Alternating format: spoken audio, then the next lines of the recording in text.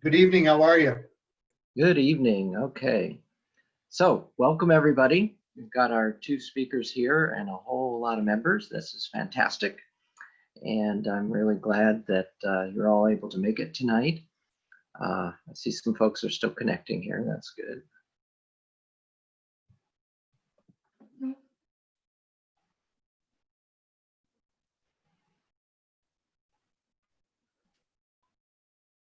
More folks connecting. Very good.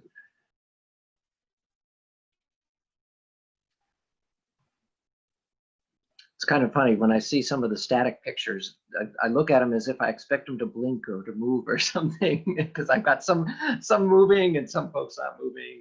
And so just kind of, I guess, a natural human reaction.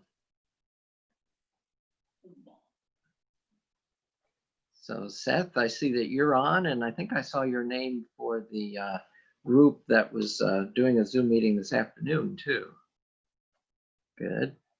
Javed, I see that you're there. Very good. The Moon one from the Houston Alumni League. Yes, exactly. Mm-hmm. Yeah, I thought I saw you on there. Aha, okay. It was an interesting topic, and it was interesting to see all my old friends that have gone ahead and retired. Right. Yeah, a lot of retirees there. Well, that was basically the retiree group. Some of us get the invitation forwarded to us. Oh, I see. Okay. Yes. Yeah, and it was a good topic for all the folks. Oh, it was a great topic. Yeah. I'm working human lander now, so. Oh, you are? Okay, good. So it was a timely topic. Yeah, that's exciting, the things they have going on there. And both of our speakers tonight have exciting things to talk about. And I should say speakers from for both of our topics. Larry, do you have also Nate or someone else coming on, or is it just you tonight? No, Nate will be joining us. I don't see him online yet, though. Okay. Yeah, everybody's a little bit different on signing in. Javed, good to see that you're able to sign in. And I think Kevin was asking you some questions about our HEAA website and how we want to continue that on. So maybe at the end or something, if you're able to stay to the end, you and I can talk about that. We'll see. Oh, there's Kevin over there. Let's see Kevin's name. So, so I don't know how many folks are finding out about the timing and the topics of this meeting through the website, and how many folks through Facebook, and how many through emails. Those are the things that those are the methods that we use. Well, I don't Facebook, and I don't remember the last time I went to the website, so I appreciate the emails. Okay, very good. Good to know. Because I always try to keep the number of emails that go out to, kind of a bare minimum. There's so many sources of emails for all of us in our lives these days. I try to keep that down, but obviously we do know that the email is good. So we do that at least once a month for the meeting. And so this being September, so a few general things. We've got a number of folks signed in here already. September is typically the month when the national organization sponsors the National Drive Electric Week. And with everything going on with COVID, trying to keep that virus from spreading around Houston any more than it already has, we will not plan on doing something this year. There might be one person who wants to do something out on the west side of Houston, was involved a little bit last year in sponsoring some NDO sites. I have not heard anything that he will. He just talked about a possibility last time I talked with Chris. And so as of right now, we don't feel that we would bring a lot to do at National Drive Electric Week online. Now, around the country, I can encourage everybody here in Houston, if you want to see what's going on in other cities around the country, and most likely wouldn't travel to another city, but to do online what they want to bring out, that would be good. To me, kind of the whole idea is to, really have people see the cars, and of course, any members that want to take folks for rides are welcome to do that. Hopefully next year, everything will be back to normal again. As we did last year and years before, of course, we had great response for National Drive Electric Week, so we get to show our enthusiasm to folks in person. But this year, it just wouldn't be the same if it's only online. I think I've mentioned before, I've talked with the other officers, we intend to keep going with online even after we can do things in person again. And speaking about in person, we don't have any data on it, but, and I don't see Bill Swan on tonight, but he's usually our contact with what is happening for the makerspace in Houston. And I did hear something on the radio. So I know that they are getting their new site set up off of navigation. And of course, we're going to stay in touch with them. And we want to use their classroom again when we can meet in person. So my anticipation is that we won't go back to the 205 Roberts location. Once we do meet up again, we'll meet at the new location. But there'll be plenty of time to get that information out to everybody. But in spite of the virus, it seems like that's moving forward. So, so unless there are any questions on those general things, I think we'd like to have Vivas start us off here tonight. This is great that you're able to make time here, Vivas. We know that your studies there at Stanford are taking up a lot of your time, and of course your expertise in batteries with everything that you've done. Just what I can remember from your bio, it was like 2.5 years you worked at Tesla, and yeah, that's fantastic. And I've heard that Tesla is hiring now in Texas.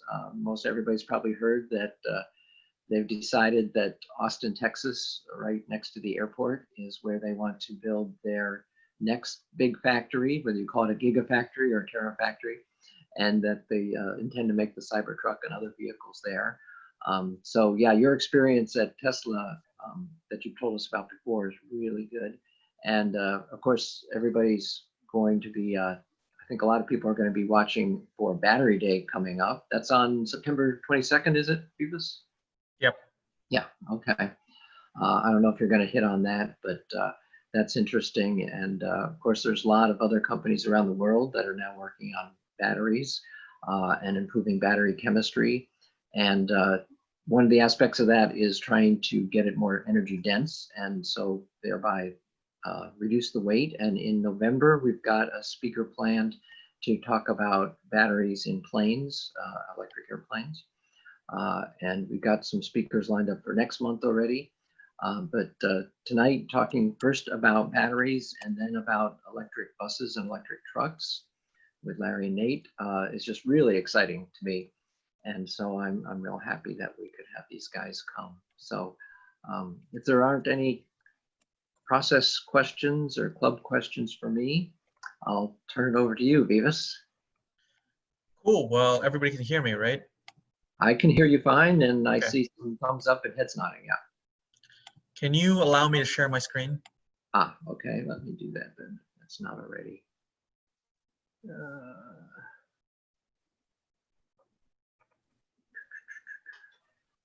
Thought it was by default that way because I set it up like that, but it is not showing me. Or if I can't share it, then you can just share my slides that I sent over earlier this week. Yeah, I found a checkbox for Okay, I got it. sharing. So All right. Well, thanks everybody. So, spoken a couple times to this group. I first spoke when I was at Tesla. I spoke at Rice in November 2018. So that perfectly coincided with the Houston Electric Auto Association meeting. So many of the members came over there. Then I came and spoke in April of 2019, when I happened to be in Houston. That was my last month at Tesla. I chose to move on to go to graduate school.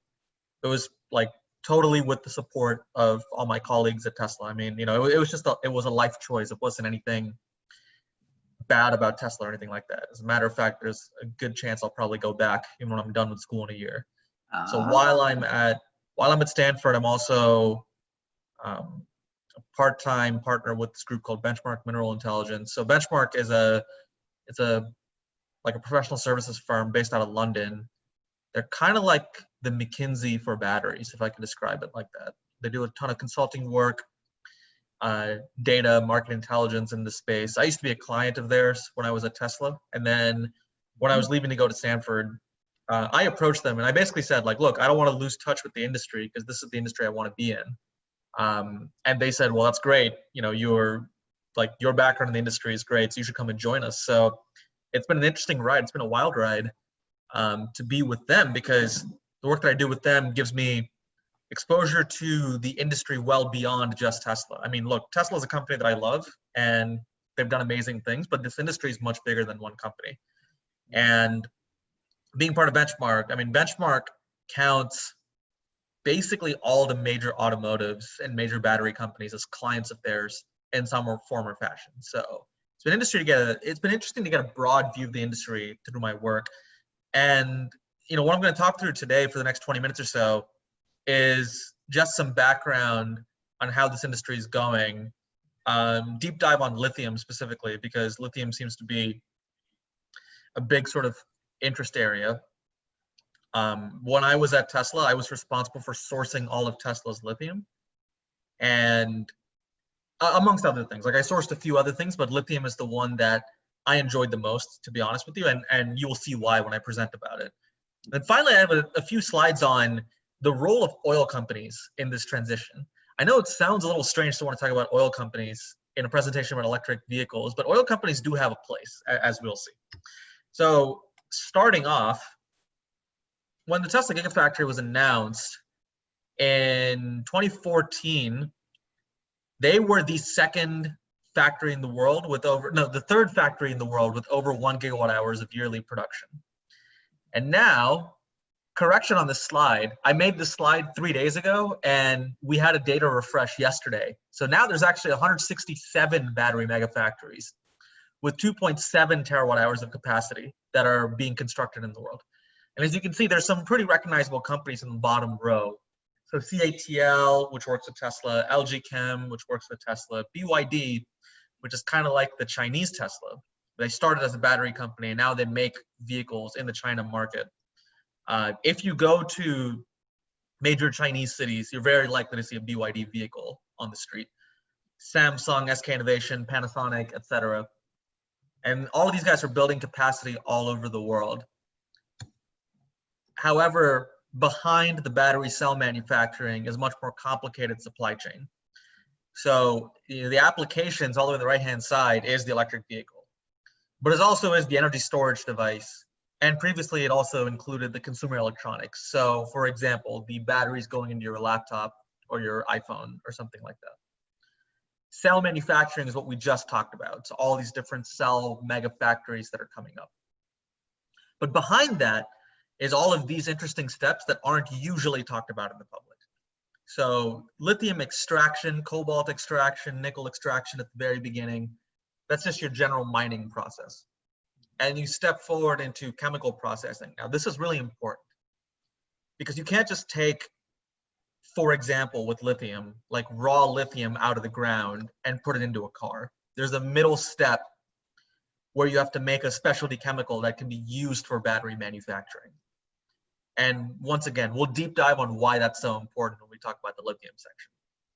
And then one step up from that is cathode and anode production. And cathodes and anodes, to be frank, they're just more specialty chemicals. They're just even more specialty and even more high value than the middle step of chemical processing over here. And as you can see, there are a few producers at each of these steps, but there's a lot more expansion projects and new producers that have been announcing capacity that want to enter this market because the market is growing so quickly. So this is ultimately a good thing that we have so many new companies entering this space, because we can't just have growth in electric vehicles and cell manufacturing without the whole supply chain growing along with it. So yeah, deep diving on the lithium chemicals industry. So lithium comes in two forms. It either comes as what we call brine or spodumene. So brine is salty groundwater. That's like the easiest way to think about it. What you see on the left-hand side over here is the SQM brine ponds in Chile. And this top photo over here, these brine ponds, just to give you an idea of the scale, occupy more area than the island of Manhattan.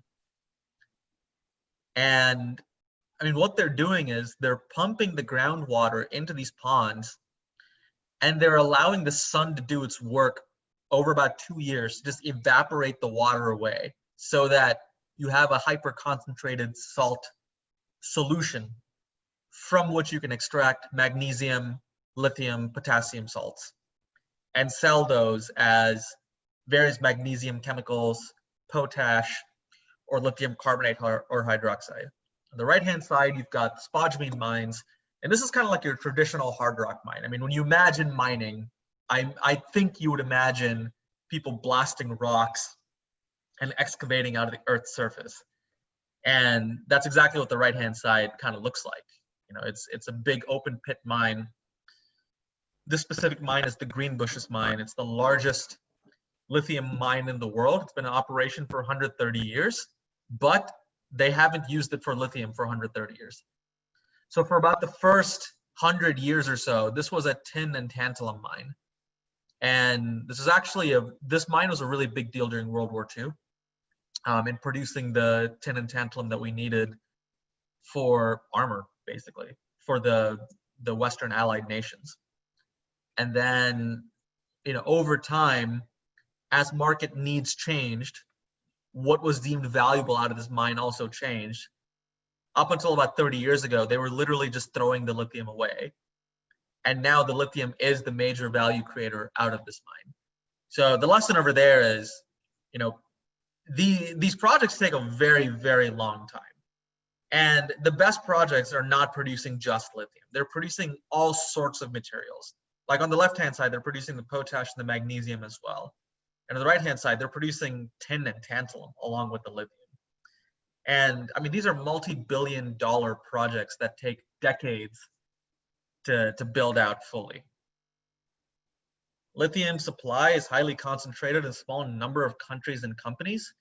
So what we see on the left-hand side is the raw materials come from places, mostly from places like Australia and an area called the Lithium Triangle, which is Chile, Argentina, and Bolivia. The reason that Bolivia isn't on this pie chart on the left-hand side is because Bolivia doesn't export any lithium today.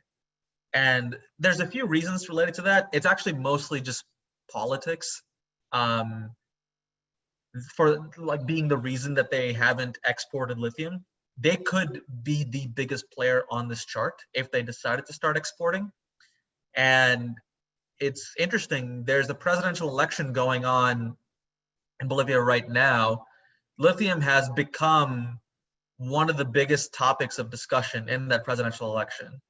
And it seems increasingly likely that this is one of the few sort of bipartisan issues that they have in their election, is no matter who wins, they want to develop their lithium and export their lithium. So I expect that this chart is going to change substantially years from now as compared to today. That's a good thing. Introducing new supply sources in an industry that needs more supplies is ultimately a good thing.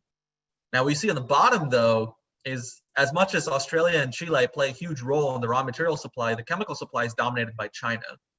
And this is generally true of all of the battery chemicals, where the raw material, like the mine is going to be wherever the mine is in the world. It's literally against the laws of physics to like pick up a mine and move it somewhere else, because it's taken millennia to form that mine. But the chemical step can happen anywhere in the world. It's just a matter of at what cost.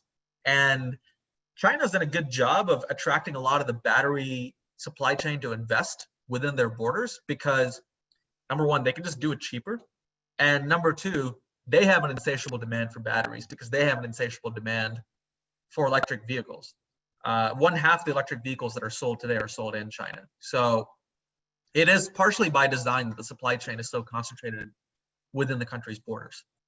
On the right-hand side over here, you can see that there's basically 5 companies that are sort of the tier ones. So tier 1 means that they produce at a quality and a scale to be able to supply to Western automotive companies like your Tesla, VW, GM, Ford, BMW, etc.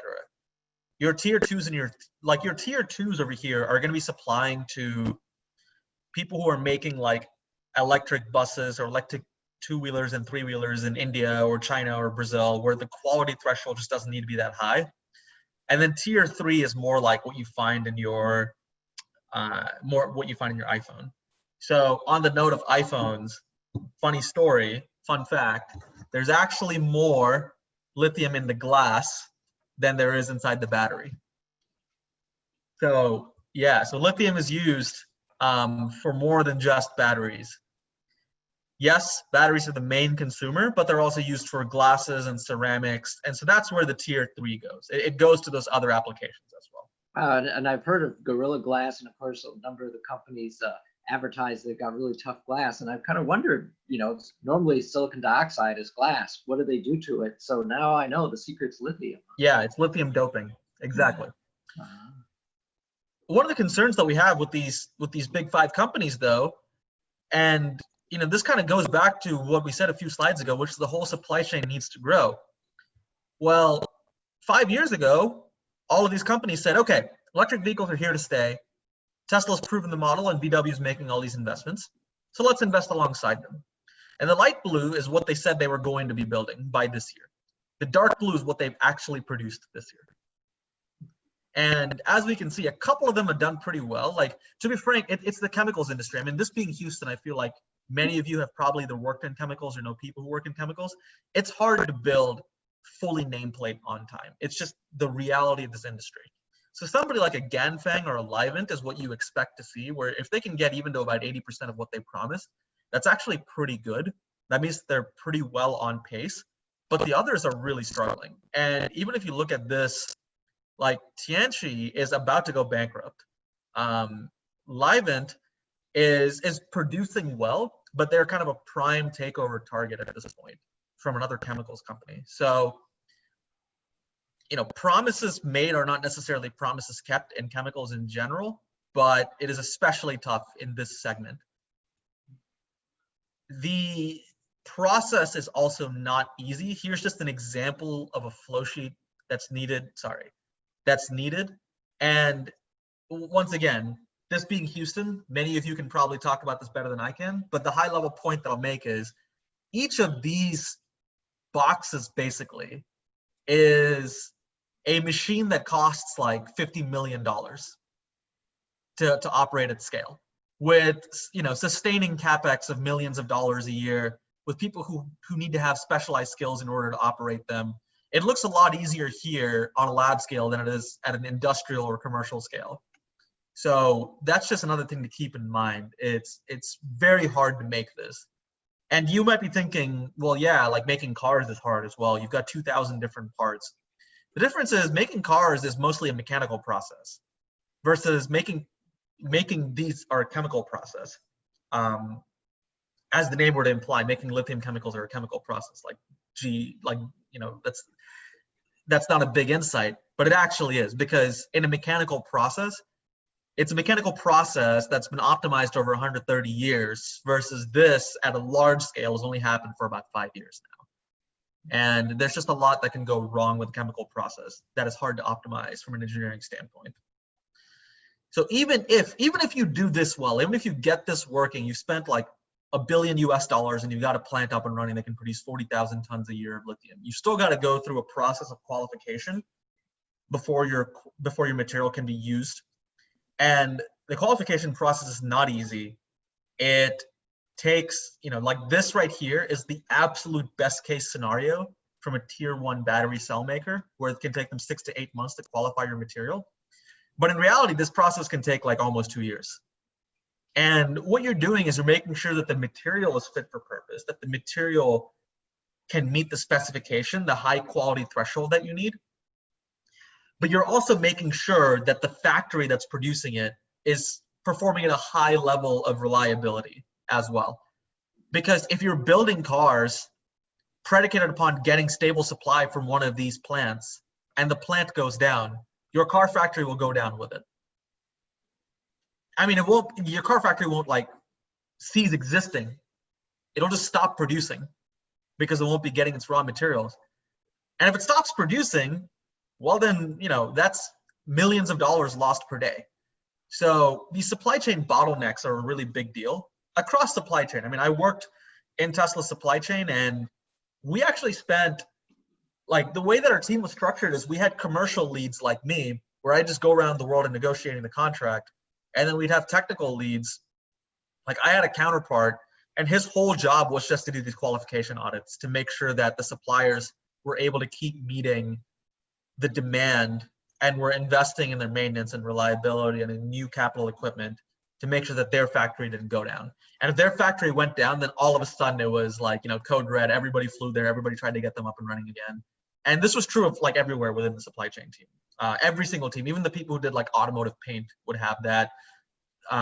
It was a little bit less stringent if you're making mechanical parts, because once again, getting a mechanical process up and running is just a little bit faster than a chemical process.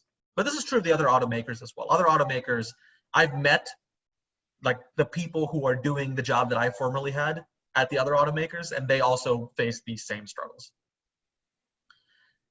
ESG investing, like environment, social and governance investing is kind of this big trend that's happening right now. And one of the reasons why it's been so hard to attract investment into the space is because if you look at the left-hand side, and this is data that's directly from VW, if you look at the amortized lifetime of an electric vehicle, it easily has a lower carbon footprint than a diesel vehicle.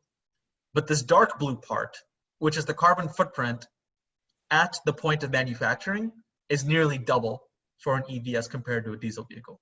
And the reason is because it's a newer supply chain.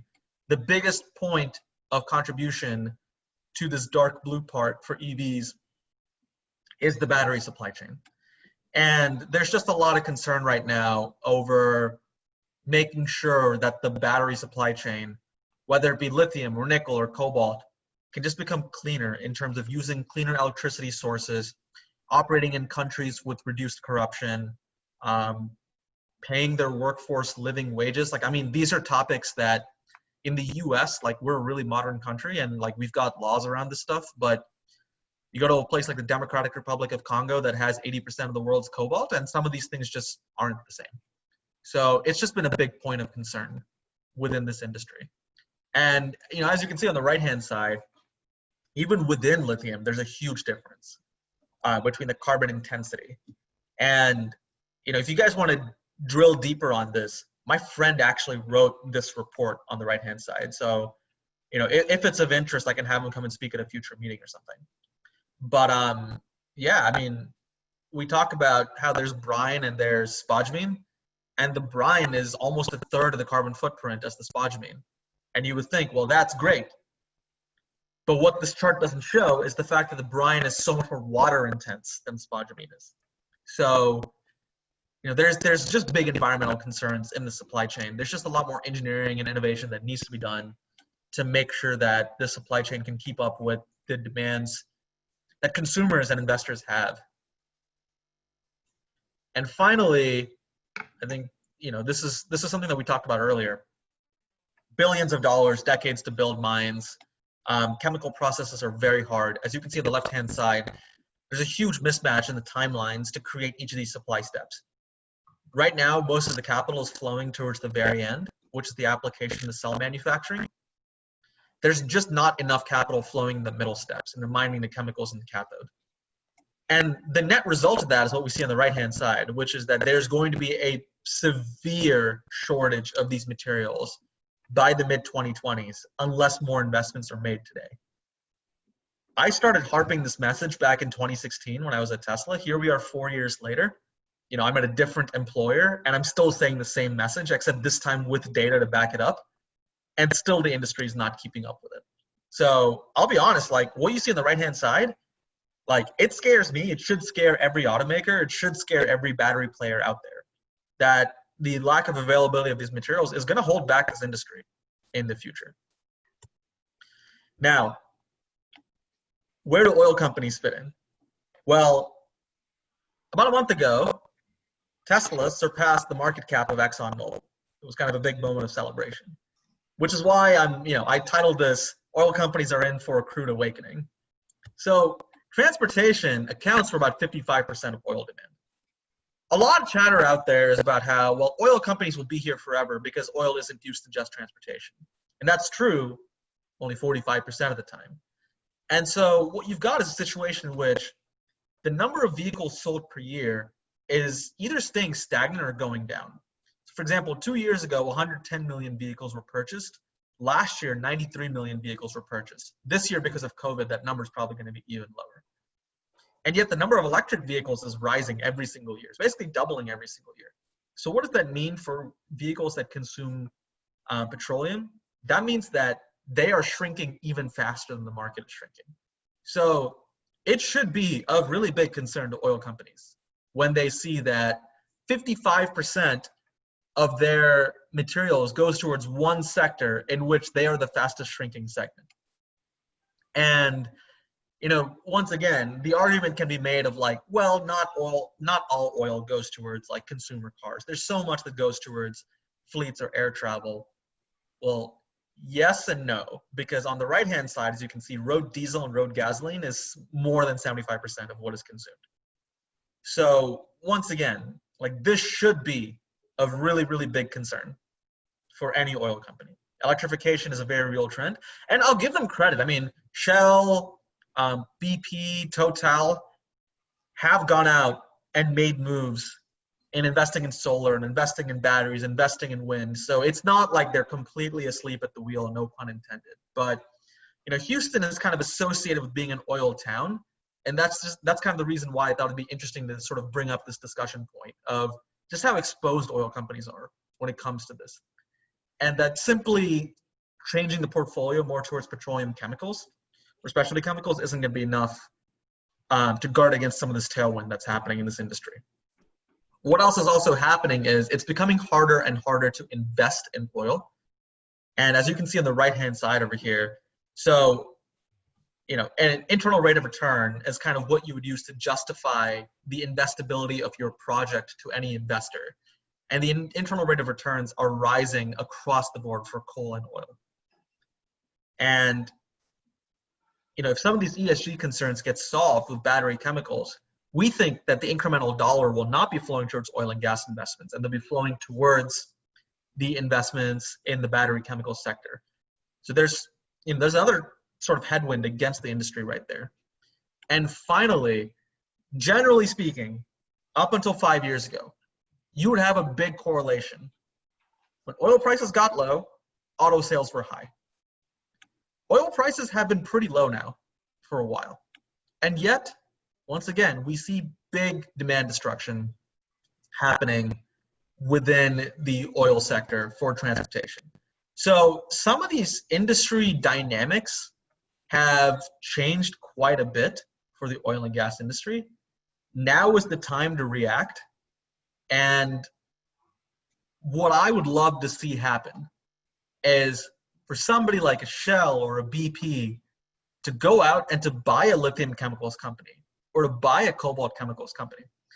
I mean, the oil companies, they've done a good job of maintaining, you know, government relationships all over the world. They produce products that reach billions of people around the world. We need their network, their capital, and their engineering skill set to plug the hole in the battery materials industry so that something like this right-hand side over here doesn't happen.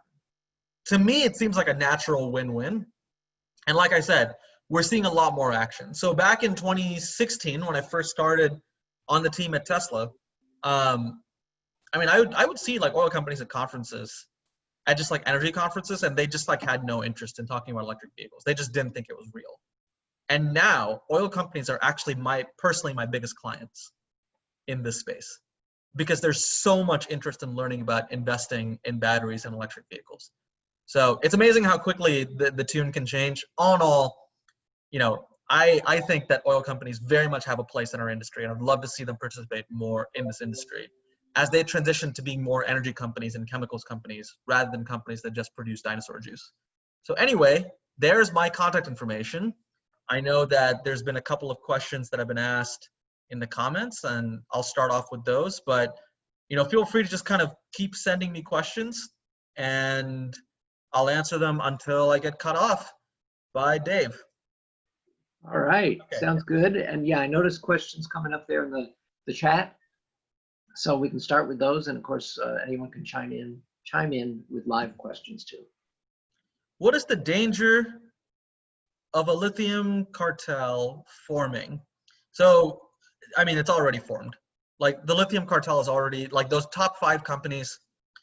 Here, let me go back to that slide. Yeah, these top 5 companies, they basically already are the cartel. They effectively control the price of lithium. The difference is that, unlike OPEC, they don't get together as a committee and decide on the price.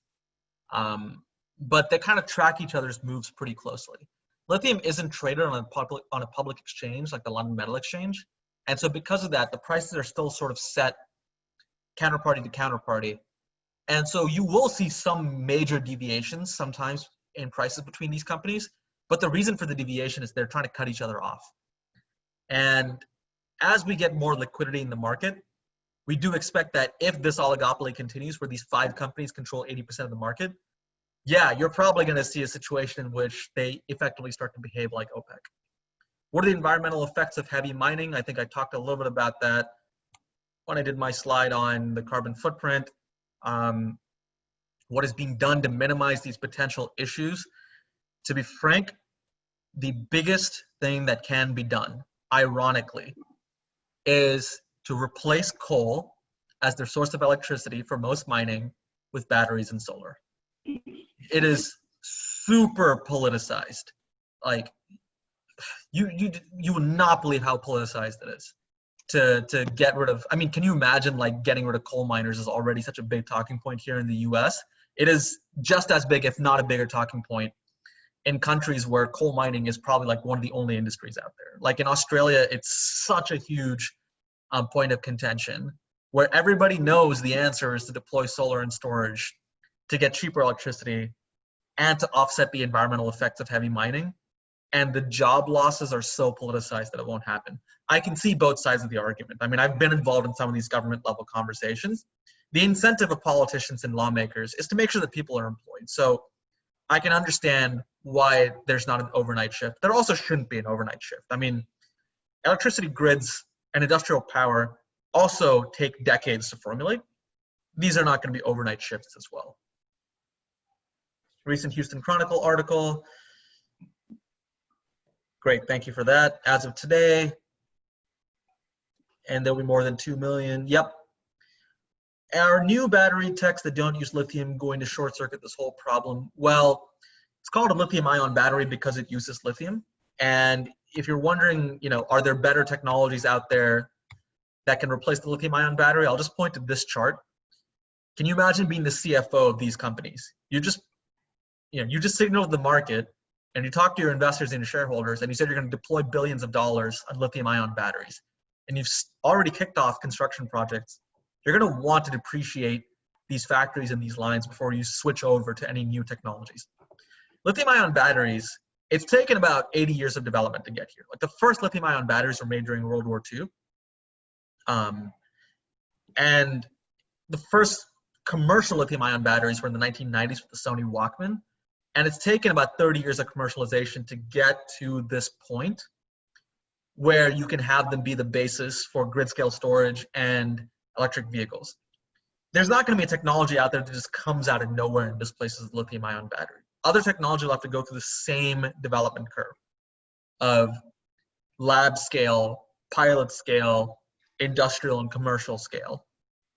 And even then, these companies are already going to be sinking so much money into producing lithium-ion batteries that they will fully depreciate those lines before they switch to a new technology.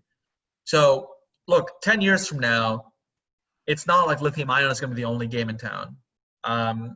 You know, earlier today, QuantumScape went public with a SPAC, and they're doing solid-state batteries, which, by the way, also does use lithium. Actually, the big innovation in solid-state is to use lithium better.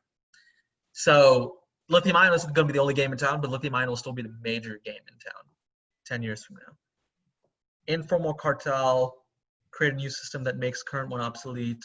Yeah, thanks, Robert. Appreciate that. So tell us, what will Tesla Battery Day tell us? Okay, so full disclosure, I haven't worked at Tesla for 18 months now. Tesla has been a client of mine on and off, just because like I couldn't just like drop in and leave for graduate school. So I still kept on doing some work. But the short answer is, I don't know, and what I'm saying is not the official company line, but I'll speculate what they're going to say. So one of the biggest things they're going to talk about is, I think, this 1 million mile battery. is going to be a pretty big deal. We're going to see the beginnings of where the business model for the car and the business model for the battery start to differentiate themselves.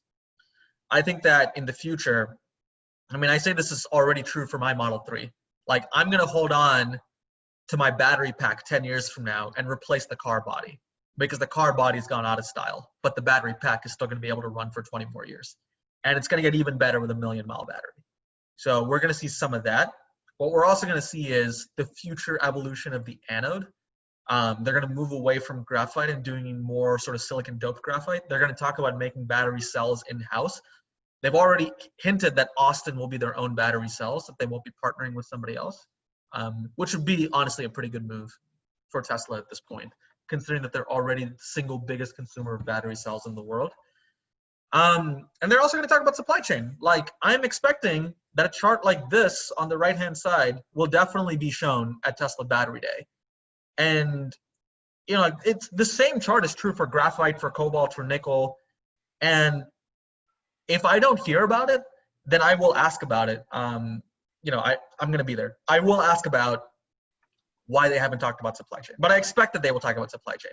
And the reason is because in the last earnings call, Elon already brought it up, right? When he talked about nickel, and he said, I'll sign a giant contract with anybody who can make nickel. I mean, the reality of the situation has set into upper management, right? Like, this is a conversation that we've been having.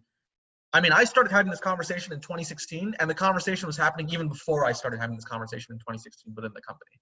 So those are the four sort of key things I expect Tesla Battery Day will tell us.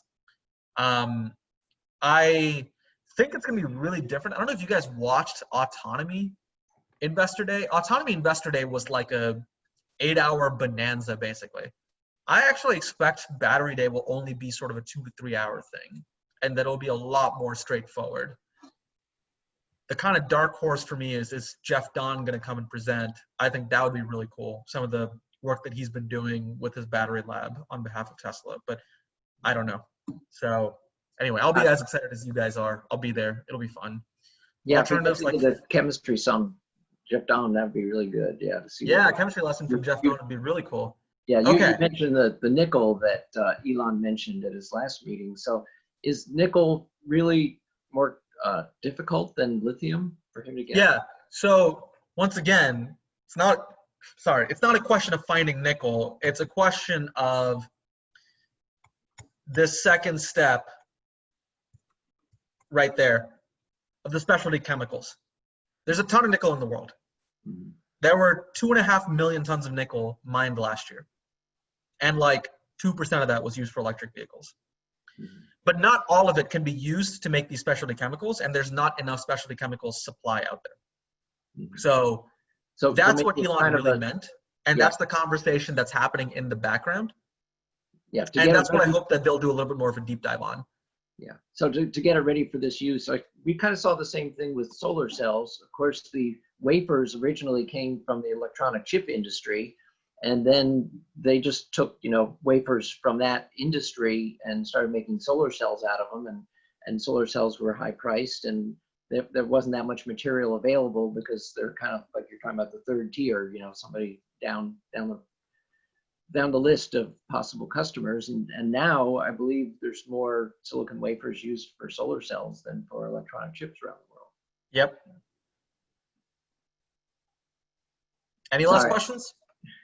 Keep going with the list. I just wanted to touch on points as you were hitting them in the questions. Alternatives like Form Energy to replace lithium-ion for stationary storage. So yes, stationary storage is where there's a lot of promise for alternative technologies, because the requirements for a stationary storage battery are very different than electric vehicle. Electric vehicle battery just has more parameters around what you're optimizing. You have to optimize around weight and energy density and cycle life, versus the storage battery. It just sits there. And like, it's so out of sight, out of mind that you can be a little bit more experimental with it. So I like what Form Energy is doing. Actually, my colleague who ran the battery supply chain team with me at Tesla is now running the supply chain team at Form. So, I mean, he and I have talked about it.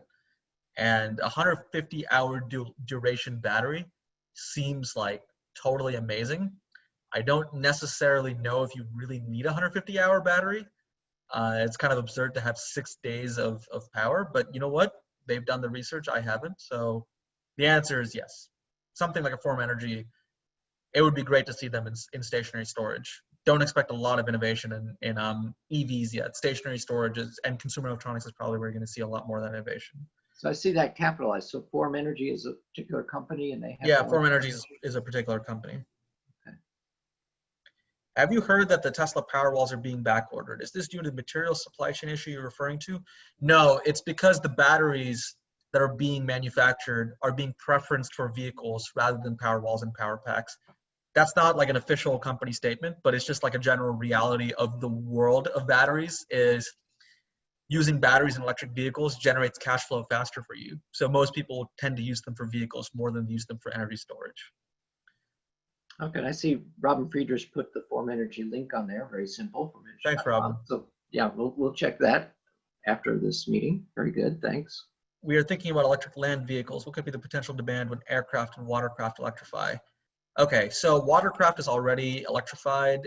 There's been a couple of trials in Canada and in China, and aircraft. Look, it's going to be a long time before you have like a Boeing 737 equivalent for aircraft. What you will have is you might have like your vertical takeoff landing within cities that go point to point. There's still a good amount of innovation that needs to happen. We still need to increase the watt hours per kilogram of battery cells by about 25% before that becomes realistic. And so the answer is yes. Like all signs are pointing to the battery industry growing exponentially. This whole supply chain that's on this slide right now, we expect it'll grow exponentially. And that'll reduce costs. Well, but if there's not enough materials available, and if the materials prices are pushed higher, then it's going to do the opposite. It's going to push up the price of materials, will push up the price of the battery cells, which will push up the cost of vehicles. And then like consumers just won't be happy and just won't buy. So this is like a really big concern of mine is I love EVs. I think everybody should have an EV. But if the supply chain problem isn't solved, then like you're going to have a huge issue with costs being pushed up and EVs may not take off as quickly as you'd like them to. Well, we've heard about boom and bust cycles for oil. I mean, so far it seems like the demand for lithium and other chemicals for batteries just goes up and up and up. There's not been a whatever recession. So there's usually always some kind of a instigator that causes world demand for oil to drop. Right now, of course, happens to be the coronavirus. And so the price per barrel has gone down. You don't think at some point that lithium will also go into boom and bust cycles and then because when it's priced low, you get certain opportunities. When it's priced high, you got certain opportunities and incentives for companies to invest. You don't think lithium has already gone through a boom and bust? Okay. It's gone through a boom and bust just in the last 5 years.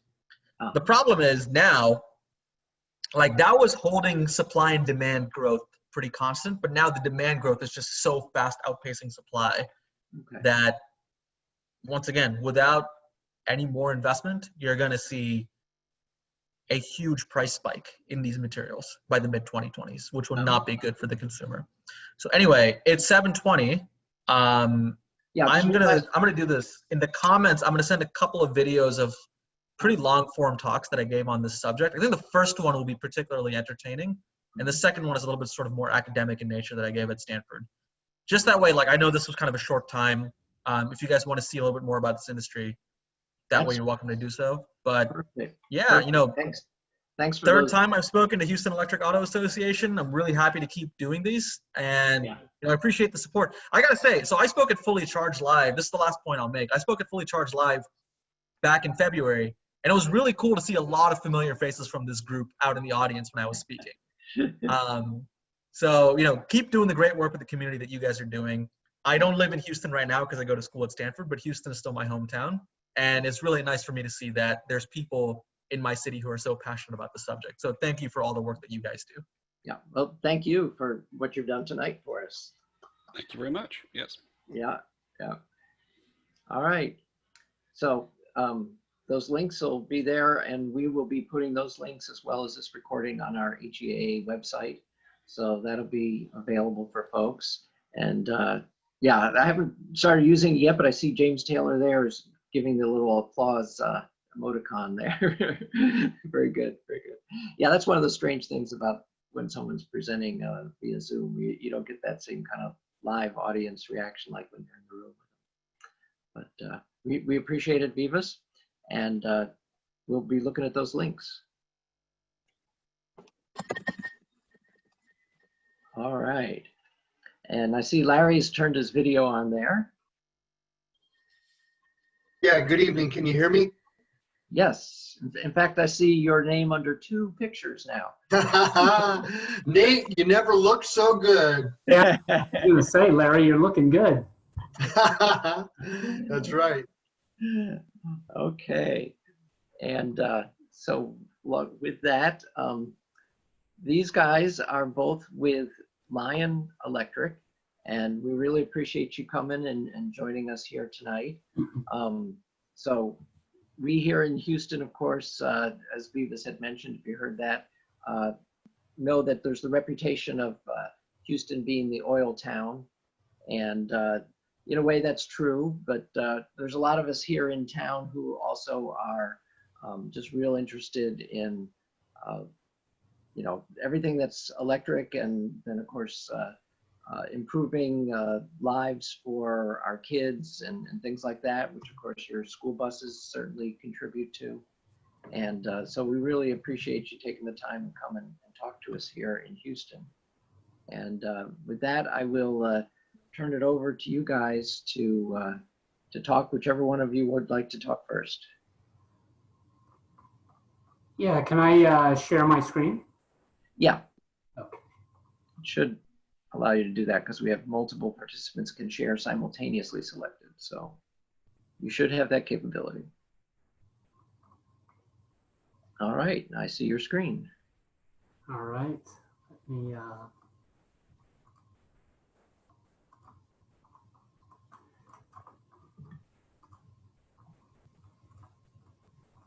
all right.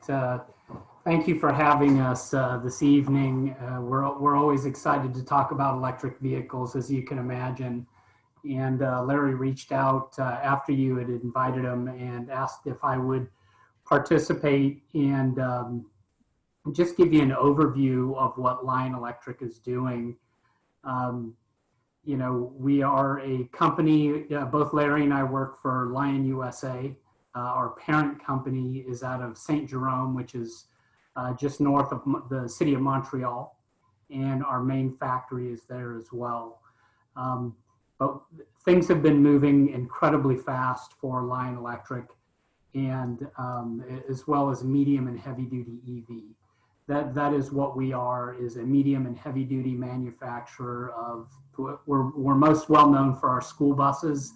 We have over 300 of them out on the road taking kids to school every day, the ones that are going to school at the moment, prior to COVID. But now they're delivering meals, they're providing Wi-Fi to school sites so kids can do distance learning and things like that. So the electric bus is still being used now. And one thing I always say is, this is inevitable. I started in school bus transportation over 30 years ago. I was responsible for the oversight of about 300 routes in the city of Los Angeles, among some other things. And most of that was done in diesel vehicles. I would go to a yard that would start up 400 buses a day, and diesel smoke, would fill it up. And, that was just the only thing we knew. And that is all changing. And it's changing fast. We have a back order of over 125 vehicles now. We have just received an order for Lion 8 tractors in Canada. We will also be announcing very soon an order for over 2,000 trucks in the United States for an online retailer I guarantee you that each of you have heard of. So the demand is there. Our production capability is there. Currently, right now, we can build 2,500 a year. And when we start manufacturing in the United States, that's going to go up to 10,000 vehicles. So it's just to give you an idea of timeline. we originally built diesel school buses back in 2008. And our founder and CEO really started looking at things and hearing that, alternative fuels were the way to go. And there must be a better way to do this. Why are we putting, in the United States specifically, children in the 495,000 school buses that take them to school every day? Because the worst air they breathe, the worst air the kids breathe is when they are on that school bus going to school and when they're on the bus coming home. And that's true of places like Houston, that's true of places like Los Angeles, where I live, and other places that struggle with air quality. So what Mark did was spoke with over 500 fleets, both bus and truck, and asked them, what is it, if you could wipe the slate clean, what is it you'd want to see? And the pollution that those vehicles put out was always top 5. And he started developing an electric bus, launched or actually delivered the first one in 2016. That bus had a range of 60 miles and cost $600,000. And now today, we're up to 155 miles of range on a school bus, 250 on a truck, and our school buses are in the, depending on which one you get, are in the 300,000 range. So you're looking at a 50% reduction in cost. You're looking at, range tripling. The cost curve and the performance curve on all things medium and heavy duty EV, they're all going in the right direction.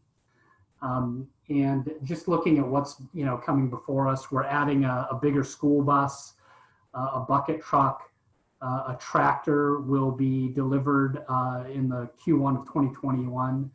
And we're also building a class 5 truck. We've had to kind of shift our schedule around to accommodate getting a class 6 truck out, because with the driver shortages, people wanted non-CDL trucks. So we kind of had to change gears and go with a smaller truck rather than starting larger and going smaller, because the refuse truck is also a big seller for us. Very similar to the school bus, very few miles, a lot of stop and go. You can charge it overnight. It just fits the duty cycle for what battery electric is more than capable of handling now. In Los Angeles, for example, there's a significant grant out that is now going to give incentive for fleets going from the port to truck distribution areas. So you're going to see that, taking containers from ships, getting them out of the city to distribution centers, and being able to put them on long distance trucks at that point. But it's going to remove a lot of pollution from a lot of cities, Miami, Houston, obviously, and LA and Seattle, San Francisco. So we're really excited about that, and orders are coming in for those as we speak. The savings we're seeing, fuel cost reductions, 80%, 60% on maintenance. We actually have our biggest customer, a school district in the Sacramento, California area, that has actually zeroed out their fuel cost by selling their carbon credits. So, all of that funding goes straight back into the classroom or goes to school bus driver wages so that they can even recruit and hire people to do those things. So a significant amount of the funding is going away from maintaining a very expensive diesel bus and fueling it. Prices, Vivas mentioned earlier that, we have been enjoying low fuel prices, but it's going to go back up. And it's been volatile, it's changed, and it's hard to build a business plan on a fossil fuel dependent fleet where electric energy has been fairly flat, and there's even more ways to produce it. I was corrected very quickly speaking to a group in Texas, and they were looking at school buses for Houston ISD, as a matter of fact. And I was talking about, I know Texas is an oil state, and I was quickly corrected saying you had more wind power than many countries on the planet, and that there was a lot of clean energy in this. So, which I'm absolutely happy to hear, and excited to see a lot of things happening. Austin is looking at our trucks and our school buses as we speak. So a lot of activity going on in the EV market. Demand is incredibly high. One of the things, before I get into just talking about some of the vehicle specs, one of the strategies that Lion has adopted, and I'm bringing this up because of the previous presenter, is we are taking on a strategy of being battery agnostic. So when you buy a Lion bus, we will stand behind our range. We will stand behind our cost, all of the things you need for your duty cycle, but you may be getting an LG Chem battery pack with a Lion proprietary BMS, or you may be getting BMW battery packs that we have connected to deliver on range. The demand for batteries, the prices for batteries, we do not want to be held hostage by any one manufacturer if we can help it. So when we look at this, we are building a vehicle that will be able to be designed and built with different battery manufacturers in mind. In addition to that, Lion, in conjunction with the Quebec government, is going to be building, mining and designing and building its own battery cells to be put in our vehicles. So we're not even going to sit and hope that, the Asian suppliers or Latin American suppliers, the prices are going to work in our favor. We want to control our own destiny. So we are going to be doing things similar to Tesla, building our own batteries and also being connected to the supply as we are located in Quebec. So just to give you an idea of some of the forward-thinking things that we're really attempting to do to make sure that electric is not a flash in the pan, that we don't slow down, that this momentum keeps building and that there are no barriers. And just really quickly before I turn it over to Larry, again, our school buses, we're using a carbon composite body. They don't fade. They're not susceptible to rust in some of these humid areas. We are building a Lion A, which is a mini bus. When you look at school buses, when you see special needs transportation, these are basically delivery vans painted yellow, and we are really going to build what we are building, and it's rolling off the assembly line in a week. The first delivery is a vehicle that is really designed for its purpose. It is not like I said, a delivery van that is shoving parts in it that will allow it to transport students. Our trucks, our buses are designed for their duty from the ground up. And again, we build the chassis, the battery technology, the software is ours. Just about everything on that bus is being built by Lion. We do not want to be in a situation where the tail is wagging the dog and we are beholden to suppliers, to control how much we can build, where we can build it, and how quickly we can build it. So really exciting stuff. And with that, I'll turn it over to Larry to talk a little bit about our truck program. Great, thanks, Nate.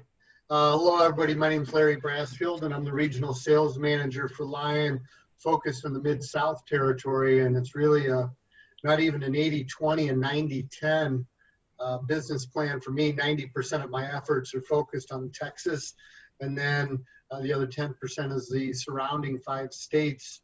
And that's just because there's such a strong population of business there, and also the level of reception with the fleets. And in addition to all that, just great support that we've seen from TCEQ, Texas Commission on Environmental Quality. They have significant funds that help customers bridge the gap to go from diesel and introduce EV technology. Nate gave a great overview and introduction about how we've gotten to where we are today, and that is a leader in the bus industry that is now evolving into the heavy truck line. and it is an urban truck, and the Lion 8 was our first model that we had focused in on. And he mentioned this very large order that you will all see in the news very soon, very significant. And that was for the Class 6 truck, last mile delivery, and a Class 6, which is a 26,000 pound GVW. And Nate mentioned it. When you have a truck that is 26,000 pounds GVWR or less, the driver does not need a commercial driver's license. There's a far greater driver pool for the Class 6 truck. And if you spec with hydraulic brakes, you don't even need an air brake endorsement. So drivers are more readily available. Nate talked about being battery agnostic. Well, even same applies with our truck chassis, that, you know, it is a cabin chassis, and you see it pictured here with van bodies on there. We can fit and work with many and all body manufacturers. We consider ourselves master integrators. So it will be more than just a van body truck. In this circumstance, you see a real simple battery pack configuration there along the frame rails below the van body behind the cab on both models. The Class 8 chassis is a tandem axle truck, and you see the range up to 250 miles. We do have different range increments because we've got a modular battery pack configuration approach. My job as a salesman is to really work with our customers and ask, you know, really get to understand how the customer is going to be using our truck. How heavy is your payload? You know, and I always say, how heavy, how fast, how far are you running, and at what speeds? Those are the big variables that will add up to energy consumption. Once we figure that out, then we can go ahead and spec the truck accordingly. You don't want to over-spec the truck with batteries that give you range that you're not needing. First of all, there's cost with it. And then secondly, that's digging into your payload. So it's really a primary function for me as a truck salesperson is to just work with customers, understand those variables, and from there, we can go ahead and spec the right truck. Nate, if we go to the next slide, please. Different applications beyond the van body truck that I mentioned. First and foremost, the Lion 8 refuse truck. One thing that's really, really unique and has set us apart, we're the only truck in the market right now with a pure electric body on top of a pure electric chassis. It's a BEV, automated side loader, ASL as we call it, manufactured by a company out of Canada. Boyven is the body company. But they've got 40 years in the industry before they got into the pure electric application. I tell you this, the importance of it is twofold. When you've got a hydraulic packer body on that refuse truck, or refuse, as they say north of the border, that really consumes a lot of energy just in lifting and operating the body as it goes down the road. It's also an incredibly expensive and time-consuming maintenance factor.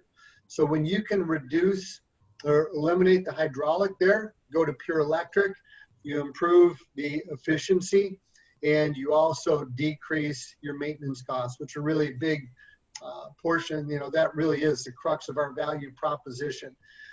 I'm sure you all know a company headquartered there in Houston called Waste Connections, #3 in the solid waste transportation industry.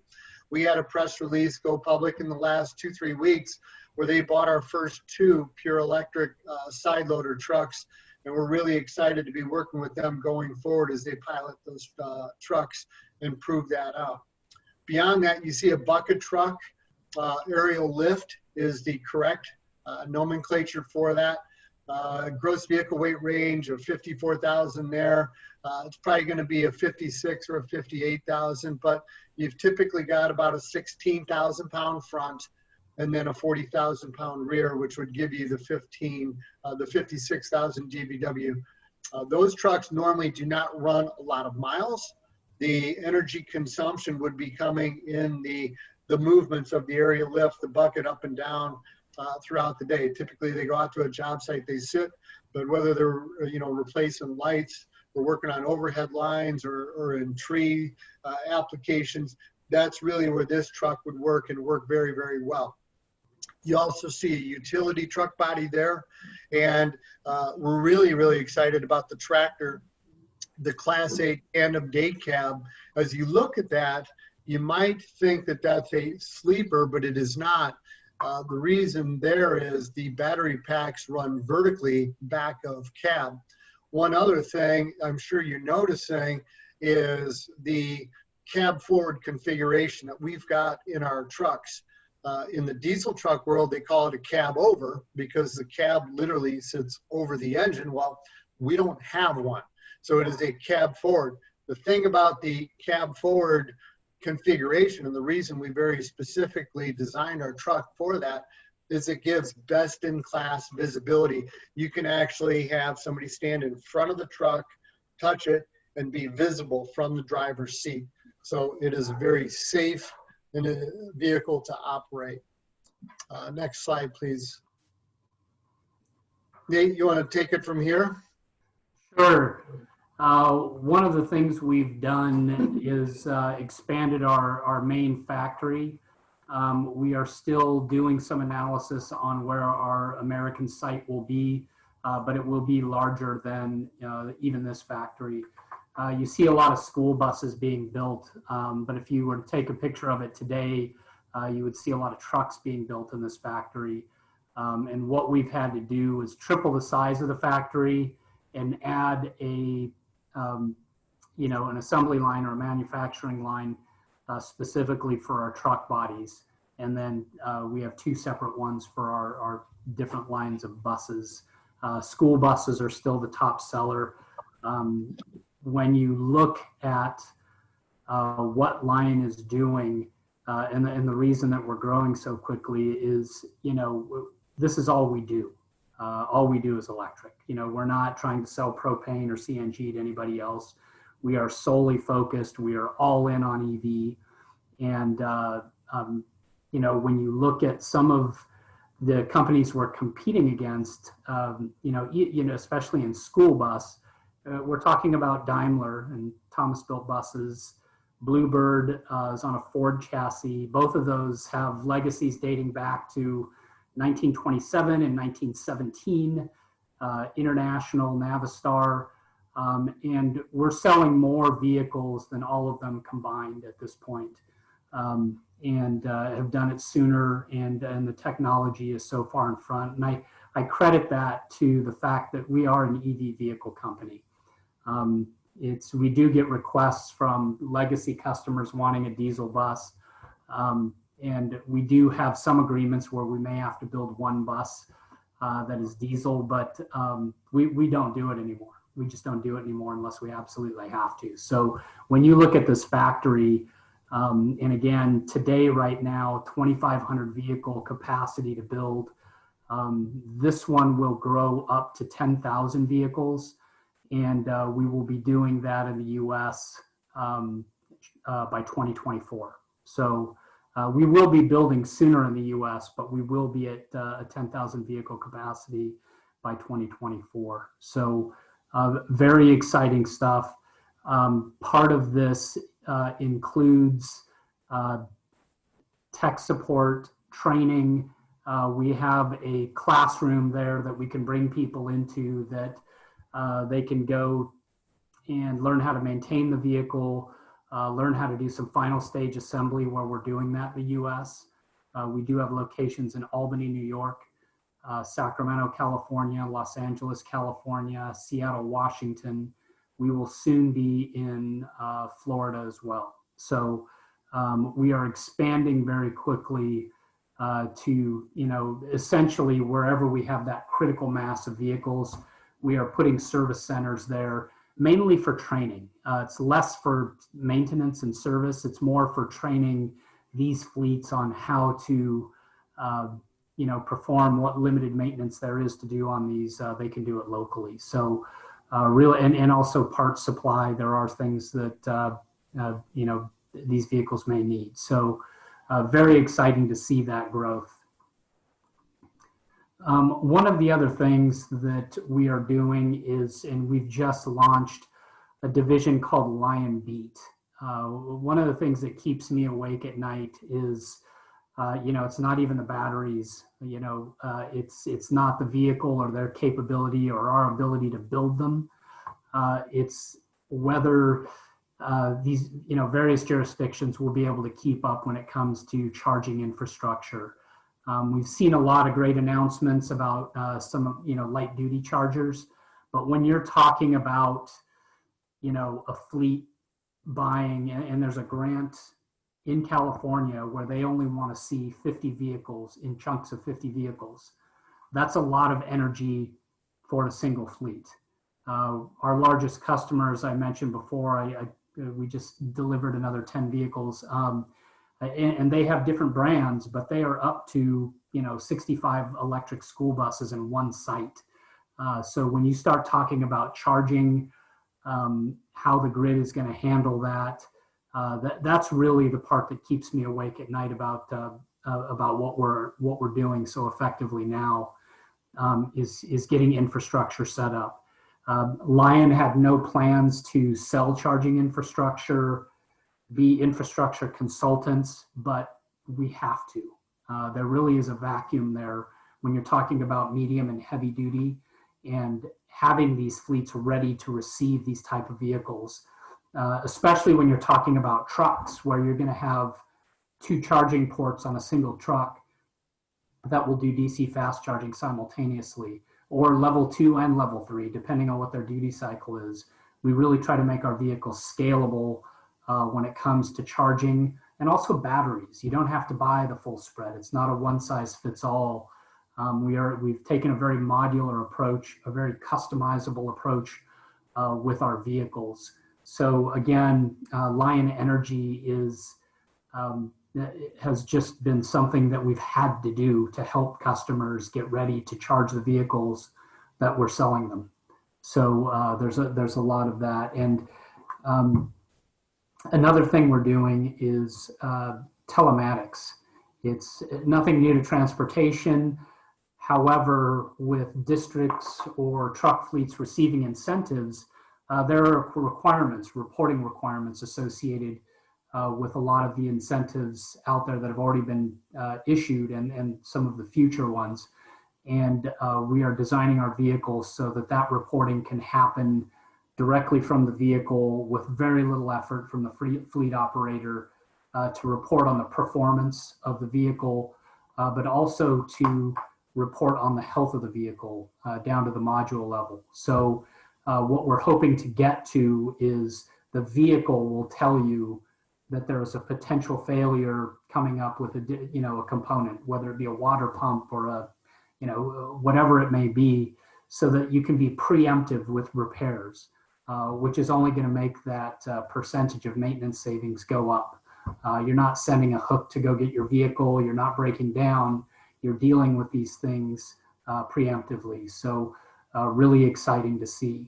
The other reason we started an infrastructure department, Lion Energy, is just about everything we sell. It has a customer that is interested in or is requiring vehicle to grid integration or vehicle to building integration. We are delivering buses in Florida that will be designed to be plugged into a hurricane shelter to provide power in the event of an emergency. We were awarded a 200 bus grant in the state of California with the California Energy Commission. They don't know where you're going to plug these into the grid, whether the grid's ready for it or not, but all of those vehicles have to have V2G capability. So again, they were trying to be preemptive. It's their understanding that V2G is just going to be a given on every single vehicle that we deploy. So we had to send them out with V2G capabilities, whether the fleets were ready to do that or the utilities were ready to do that or not. So a lot of exciting things happening with infrastructure.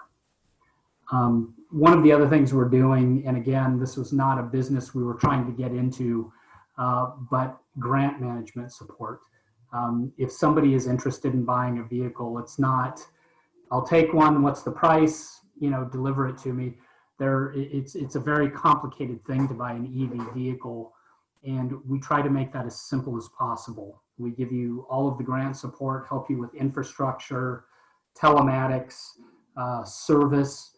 There really isn't an ASE certification. You have a bunch of mechanics that are saying, okay, we're getting all these trucks. Now we've got to maintain them. Who's going to train us, and or what standards are we going to be governed by? And there's really a vacuum. ASE has some limited light duty certifications, but really nothing in the heavy duty world. So we're having to do that. And one of the things about leading this innovation and leading these deployments is you really kind of move forward where the type of infrastructure that fossil fuel vehicles have enjoyed for the last century, it's just not there for EV. So you kind of have to create your own industry. You have to create your own support. You have to create your own standards in some cases. So with that said, very exciting. I can tell you that as somebody who's been in the fossil fuel world professionally for over 30 years, I really view this as an inevitability. And it's why it has driven me to come over to Alliant Electric from what I'd been doing in my past. And because I see this as, this is how school buses and trucks will be getting around in the near future, and at volume. So very exciting to see. And thank you again for letting us present and talk a little bit about what we're up to and what our future plans are.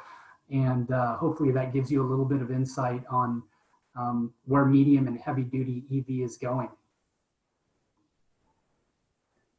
Thanks, Nate. That's really good. And thanks, Larry, for your starting it off. And all right, there's some contact information for you, so folks will be able to follow up if they want to as well. So there are some questions in the chat, but first a couple of comments from me. So Nate, yeah, I think you're really looking in the right direction. You're personally moving from fossil fuels. We know so many people that find change really hard. And so the fact that you could see the writing on the wall and move yourself personally, where people want to go, school districts want to have clean air around their buses for their kids that are riding them 5 days a week to school. Maybe not all school districts right now have kids going, but this time will pass and we'll get back to the normal routine, I think. Yeah, a couple of other comments from me before we get to questions. I think it's actually good for your company. You get to define some of these standards. You're talking about the standards for training of the folks for maintenance and what kind of maintenance is required.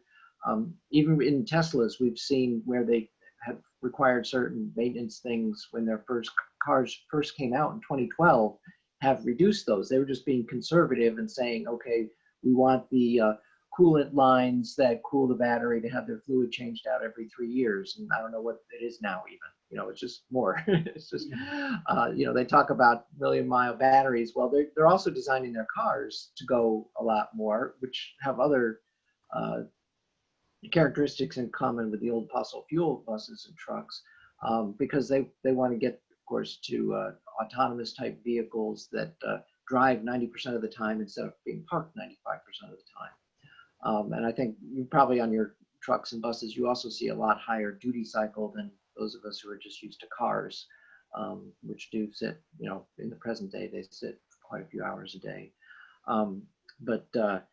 And then what was the other thing I wanted to mention to you? Oh, the item that you guys brought up about the bucket trucks.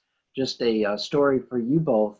We had a CenterPoint speaker here a year or two ago, and CenterPoint takes care of the utility lines, power lines, because here in this part of Texas, we have separate providers and the wire company. So you actually see those itemized differently. You can go to different power companies.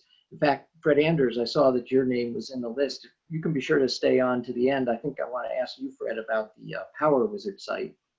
And the story about the CenterPoint guy, he was saying that they built an original electric vehicle bucket truck. And then they said, okay, well, we know our guys that are out there working on the lines are really conservative. They like doing things the way they've done them. It might be really hard to get them to use this new truck, but of all our trucks, we've only got, I can't remember if it was one or two.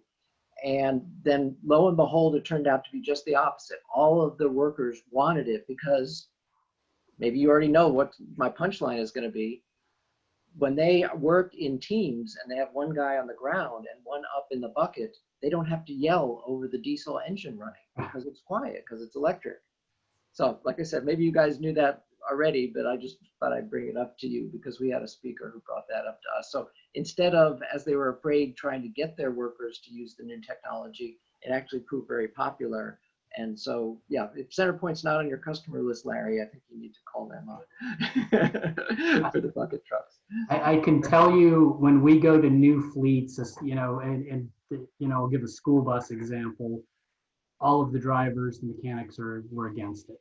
Twin Rivers, which is going to be all electric very shortly, there was big resistance. Now, when they do their route bid, where the drivers get to pick out which bus they choose, all the electric buses are gone first because the air conditioning works better. They're not so noisy. They can hear what those kids are up to.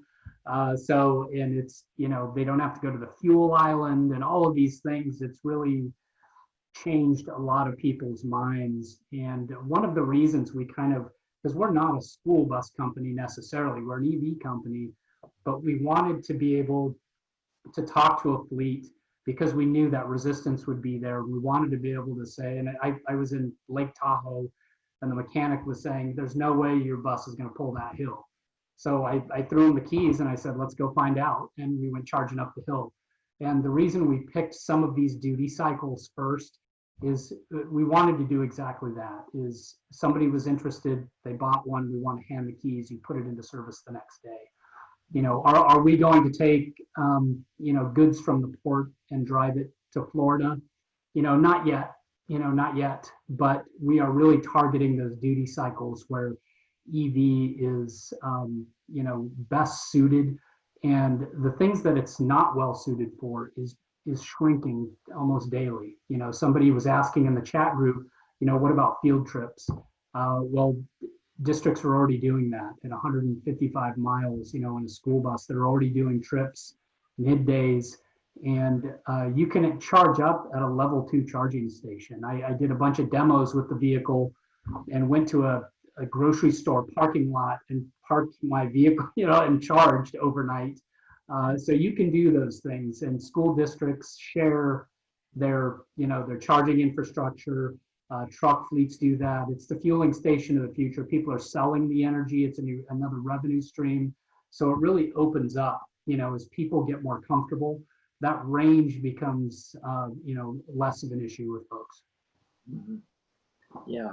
And one other story from Houston here, one of our members, Kevin Douglas, can correct me if I get it all wrong, but you talked about running the air conditioning in a bus. And in Houston, they have a cool down test, and they tried an electric bus a few years back. I think it was Proterra, and it didn't pass the cool down test, where they heat soak a bus, and then they say within 15 minutes or whatever the time is, it has to be cooled down so it can handle passengers. And it just didn't pass the test. It failed. I don't know if it wasn't insulated well enough or just what it was.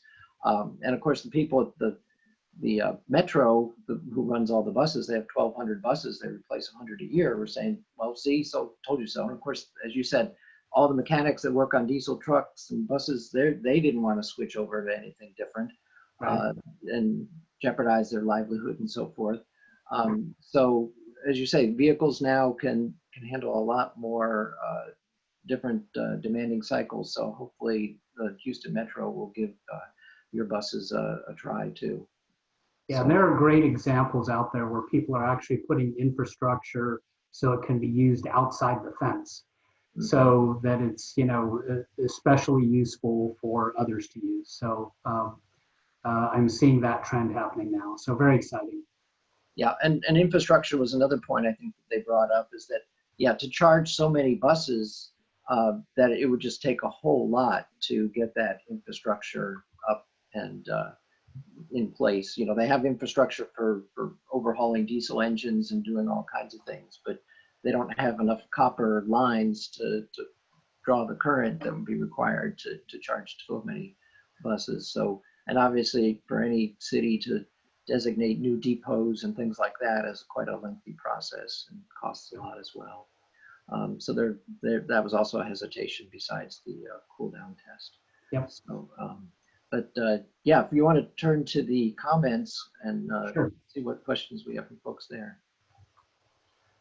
It looks like somebody had a comment about hydrogen and Nikola. Yeah, we've been watching that closely as well.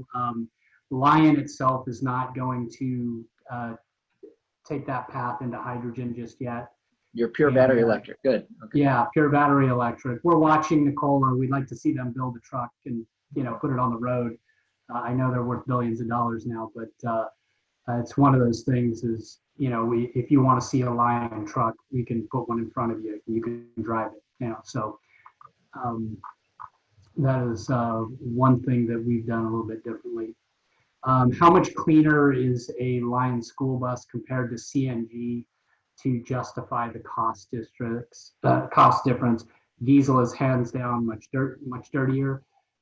Yeah, absolutely. And the vast majority of school buses out there are diesel, and that is really what we're pushing up against. But from a cost standpoint with CNG and you know, the certification of those tanks and them having to be changed and what it takes to, you know, refine CNG and distribute it, electric is just going to be a much easier thing to deal with, and the vehicle itself is much cleaner. But also we're looking at cleaner ways, as the previous presenter had mentioned. Lion is looking at, you know, Quebec as a source of its raw materials and its batteries. And they're all hydropower. So when you're talking about getting the energy source clean, when you look at Quebec, it's just a prime area to do that. So, you know, you're going to see, you know, even, you know, I was looking, you know, the slide that Vivas put up before about there being some concerns about, you know, mining operations for lithium and cobalt and things like that. I think we're going to see that get much cleaner very quickly as you have more battery manufacturers in different areas. So we're excited. And we've even sold buses to mines because they can drive them down tunnels and not worry about the exhaust because it doesn't have any. So we've already made that sale. Was Houston ISD receptive to the idea of electric buses? They were, but it is, again, this is a wholesale cultural change for people that do things the same way day in and day out. But they are looking at getting 25 electric buses, and the state is looking at reallocating some money that was targeted for diesel retrofits, you know, a more modern diesel engine and an older one. And instead of doing that, they're going to carve some money out and send it to electric school buses. So we're looking at that very closely as well. Very good. And that's HISD, Houston Independent School District. They are the target for those vehicles. But Okay. yeah, Good. that's the primary target, because they also want to target some areas that are disadvantaged communities, have lower attainment areas where it comes to air quality as well. So Houston was really, you know, first on the list.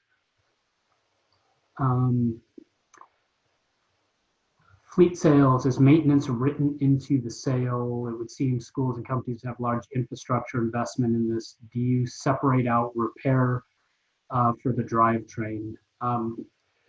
What we've done, I guess, you know, it is a large infrastructure investment. At this day and age, there is just about, in most cases, there is a grant available. But we are already preparing for a grant-free world. This, you know, again, we're in this for the long haul. We are targeting pricing so that, you know, these vehicles aren't grant dependent. So there isn't that huge infrastructure investment in the first place. But when it comes to maintenance, Yeah, we do full service maintenance, and electric vehicle maintenance is different. Sometimes we can repair your vehicle from 1,000 miles away. In most cases, it's really tires, brakes, suspension. Fleets are, they're not opening a battery pack and doing anything in there.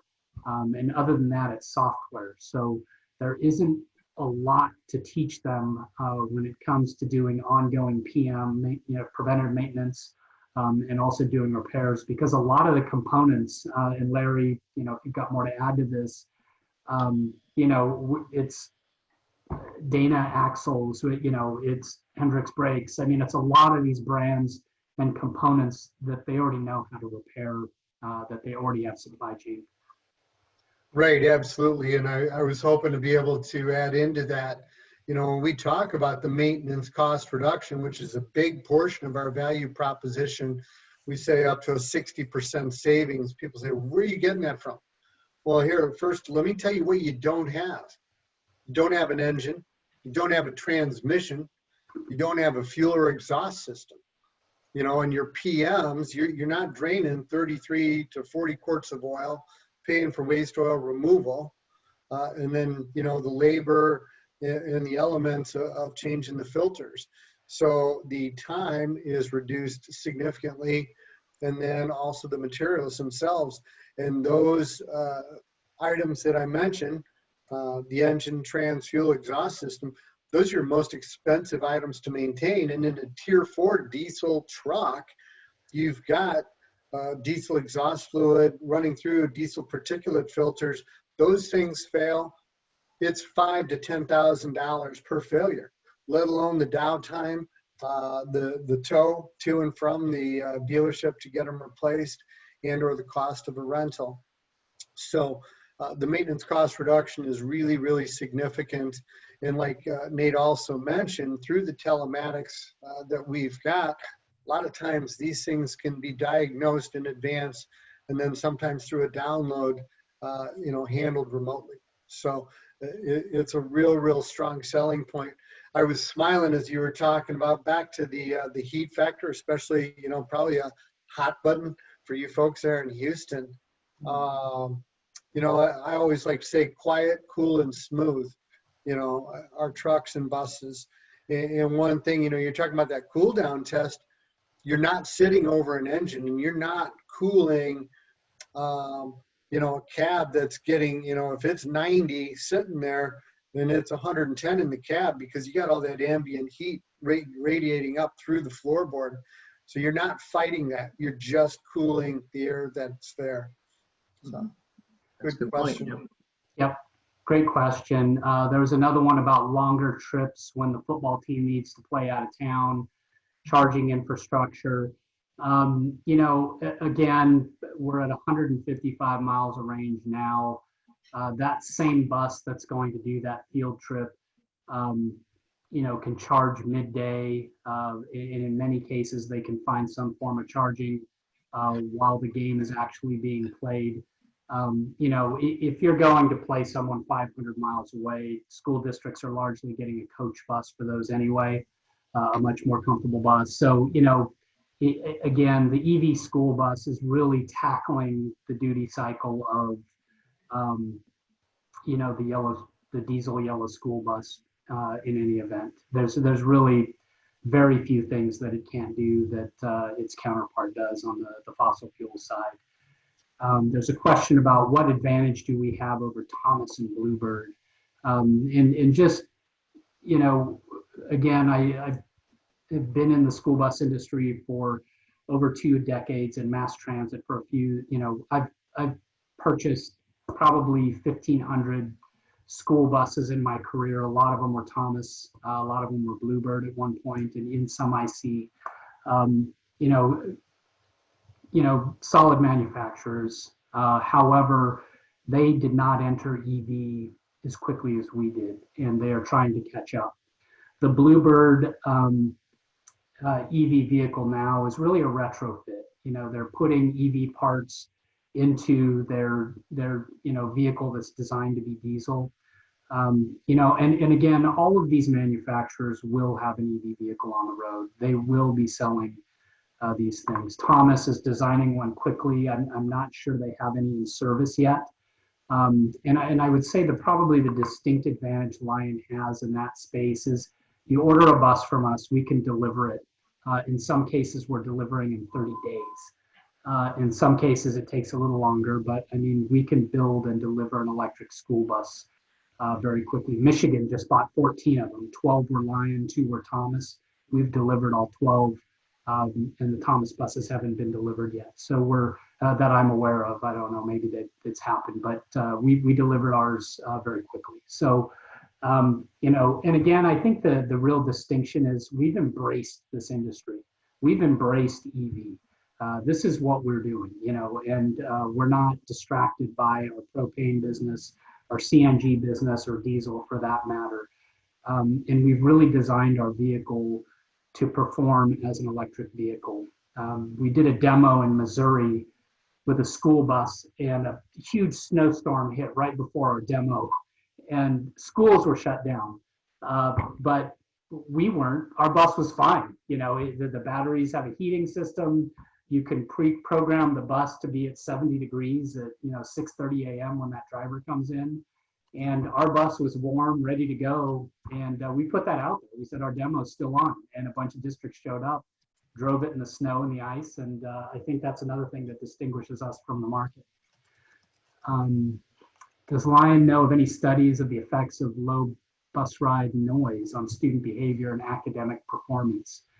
I don't, but what I can tell you is that behavior and safety on the bus, from a standpoint of perception, the people that are out there driving them, they can hear what the kid in the way back is doing now. You know, they can, there is, they can look in that mirror and they can hear what's going on. And kids aren't yelling back and forth.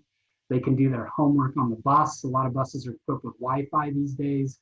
So, it's been good so far.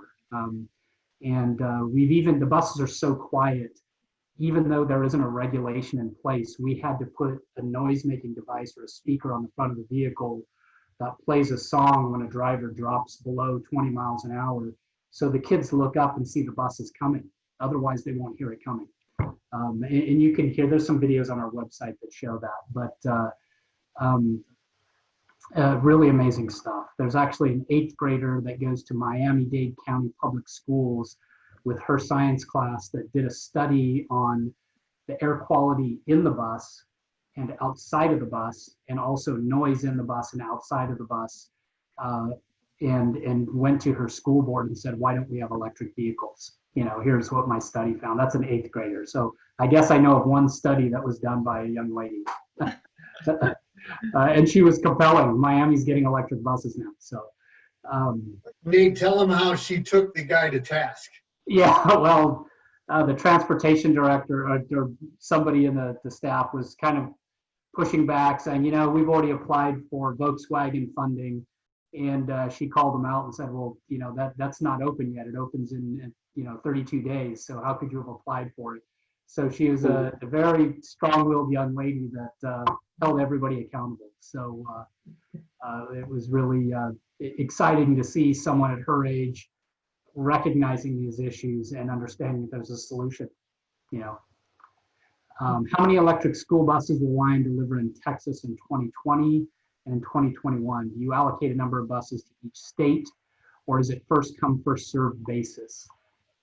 One of the issues with Texas is, and with EV in general, and it's starting to loosen up, and I actually don't know the latest on this. I don't know if you do, Larry, but there are dealer requirements in certain states, so you can't sell manufacturer direct, or it's not easy to do so.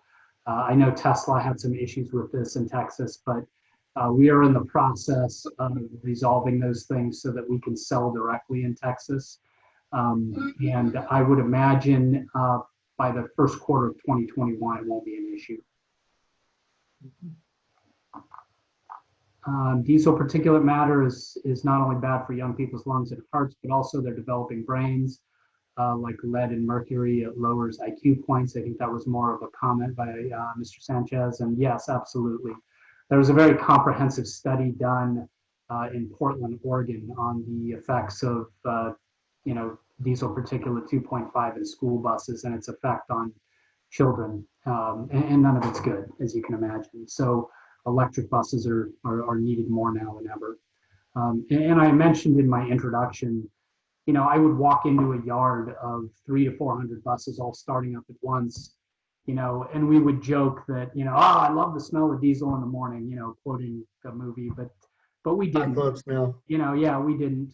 And you can only imagine what the impacts are, not just on children, but workers who have to walk into that environment every day. And there's a better way. Yeah, what people accept, I mean, what they're used to. I remember my father, when he wanted to get some gasoline out of a tank, would put the hose in and would suck on it until he felt it in his mouth and get it to go into the bucket. And that was normal for him. I mean, I helped him change oil on cars, crawling under them and things. It's just that, what was acceptable then is not acceptable anymore. Yeah, well, and I've got a personal story too, to just tag on to what Nate was saying about the diesel particulate matter, not just children, but everybody. Post-college, I got into the truck industry, and ironically, I'm third generation, so I've grown up around it. Not just my dad, my uncle, but both of my grandparents, and so I fell into it, felt the most natural thing. But I was a rental manager in Milwaukee, Wisconsin, and my office was on the second story, and we looked right into the shop. And I would go home and I would smell like diesel. And I am, to this day, a migraine headache patient, have been for over 20 plus years. And the diesel fumes themselves were not the only component of that, but it certainly was. I figured out real quickly that it was a trigger. And, it's just something, and I never realized it until, I would go home, and then, my kids would be like, Dad, you smell. Yeah. All right. I see there's a couple last questions. How about we have to answer those two? And then for both Bill Swan and for Fred Anders, then I'd like you to talk about a couple of things for our members too. So the last two paragraphs there. Yeah, Lion School buses can accommodate a third battery pack because the lighter chassis and cabin weight. Is Lion planning to further reduce vehicle weight to accommodate a fourth battery pack, or are you counting on increased battery energy density to extend range? As I mentioned before, we've really taken a modular approach with all of our vehicles, really. But in the school bus, you can have between 3 and 5 battery packs as it sits today. So if you're a school district, and the average school bus route is around 62 to 65 miles a day. So a 3 battery packs is going to give you 100 miles of range per day, or I should say per charge. So you're really looking at about 125 or so when you charge in the middle of the day. But that 5th battery pack gets you up to the 155 mile range. And we're actually seeing even better performance of that, but that's our advertised range. And yeah, we expect by the end of 2021 to be up over 200 miles of range per charge moving forward. So, and again, some of that is being driven by being battery agnostic. We were able to do some different things with, the BMW battery packs are shaped a little differently than the ones we were designing. And there's some other interesting things you can do. We're also looking at swappable batteries. If you look at some of our vehicles, there's a couple of drawers in the bottom.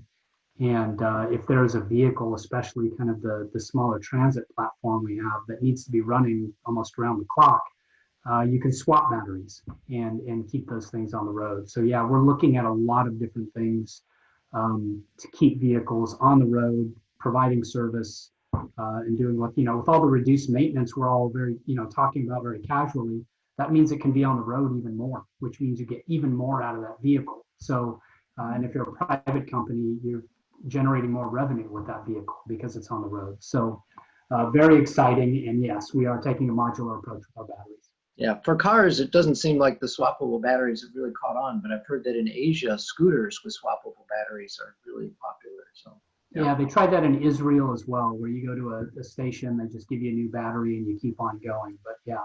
I think range is getting up there with light duty, that, you know, even that isn't necessary.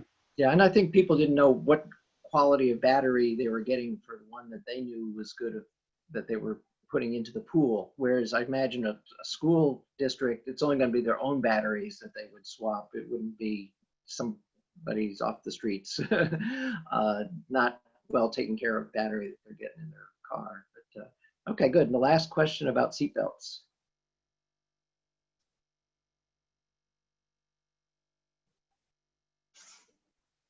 The question is, do your school buses have seatbelts for the kids? Nate, you're muted. Seatbelts it's a long story, but in many states, seatbelts aren't required. And the seats in a school bus are, and yes, our school buses have seatbelts. In the state of California, for example, they're required. So you have to have a 3-point seatbelt system. In states where they're not required, again, it's up to the customer what they want. You know, we're not going to dictate policy on that, but we can do a lap belt, we can do a 3-point belt, we can do a vehicle with seats designed for compartmentalization, which kind of reduces the amount of space between a seated child and what's in front of them, which is, you know, the philosophy behind school buses for many, many decades was compartmentalization. But I would be surprised if you have school buses that don't have 3-point restraints on them, you know, in the next 5 to 6 years. It's all going that way. Weren't we a leader in that innovation though, Nate? When we first started building buses? On the EV side, yeah, it's again, it was a mandate in many other states. So a lot of the manufacturers, even before like a 2006 in California, for example, all new vehicles had to come with 3-point seat belts. So a lot of the manufacturers had to hustle and come up with not only the design, but how that's going to impact how many seated kids you could have in the bus, you know, and what that would do to capacity. So yeah, but seat belts very common. Absolutely can go in any bus we build.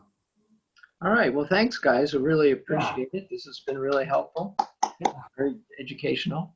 Sure. And so you're, of course, welcome to tie in any future meetings and ask questions and so forth. Next month, we'll have a couple of interesting speakers in the following month. But right now, I'd like to ask both Bill Swan and Fred Anders a couple of questions. So, Bill, I saw something about the new location off of navigation being talked about on the radio. So have you heard anything about what's going to happen with the makerspace in Houston? No, I haven't. I've seen reports posted on Facebook from TXRX members, and they're excited about the new space, but TXRX has been closed because of the virus. But I'll find out and ping you on that, Dave. Okay, sounds good. And as I've mentioned before, be sure that they are aware that we'd like to continue to use their free classroom if that's possible. Yeah. And so, as I mentioned at the beginning, when we do pick up again, it will not be at the 205 Robert Street, but at the new location, which the address I don't have right offhand, but we'll let everybody know about that in plenty of time. We're planning on doing the online for quite a while. So, and then Fred, over to you. Something else I heard on the radio was powerwizard.com. I think it might have been .org, but I think it was .com. Right. Does that name ring a bell? Oh yeah, they advertise like crazy these days. Okay. They're basically a full service electricity broker. If you're familiar with Energy Ogre, it's basically the same thing as them. So Okay. for about $100 a year, they manage your plan for you, and they say they'll monitor the new plans and switch you if something else comes up that saves you money. So there's 5 or 10 of those different companies out there, and Power Wizard is currently, I'd say, certainly the one that advertises the most. They're all over TV and the internet and everything. They started about a year and a half ago, and they're trying to really build up, I think, to compete and take over where Energy Ogre was the main one before that. Okay, because I didn't really look at their website real closely. I called it up to make sure it was a live site. I was kind of Yeah. wondering if it was a power to choose type of site where you just go and get information. But from what you just said, No, it's a it's not. subscription type site where they will switch you from one to another. Yeah, for $8 a month, they basically will manage it for you, and they monitor your usage and do the math. Whereas Power to Choose does neither of those, right? And then there's Okay. sites like mine that are for do-it-yourselfers that will do the math and monitor for you, but you do the switching yourself. Can you remind us your site's name? Mine's TexasPowerGuide.com. So yeah, there's a spectrum there, and they're on the full service end of the spectrum. There's several of them that charge basically about $100 a year in the end to kind of watch it for you, and they're a subsidiary of Florida Power and Light, who also owns JEXA Energy and First Choice Power. So when they first came out, they said, "Oh, we're unbiased and we work for our customers." And so a reporter and I tested them out. I switched my house over to them for a day to see what they'd put me in.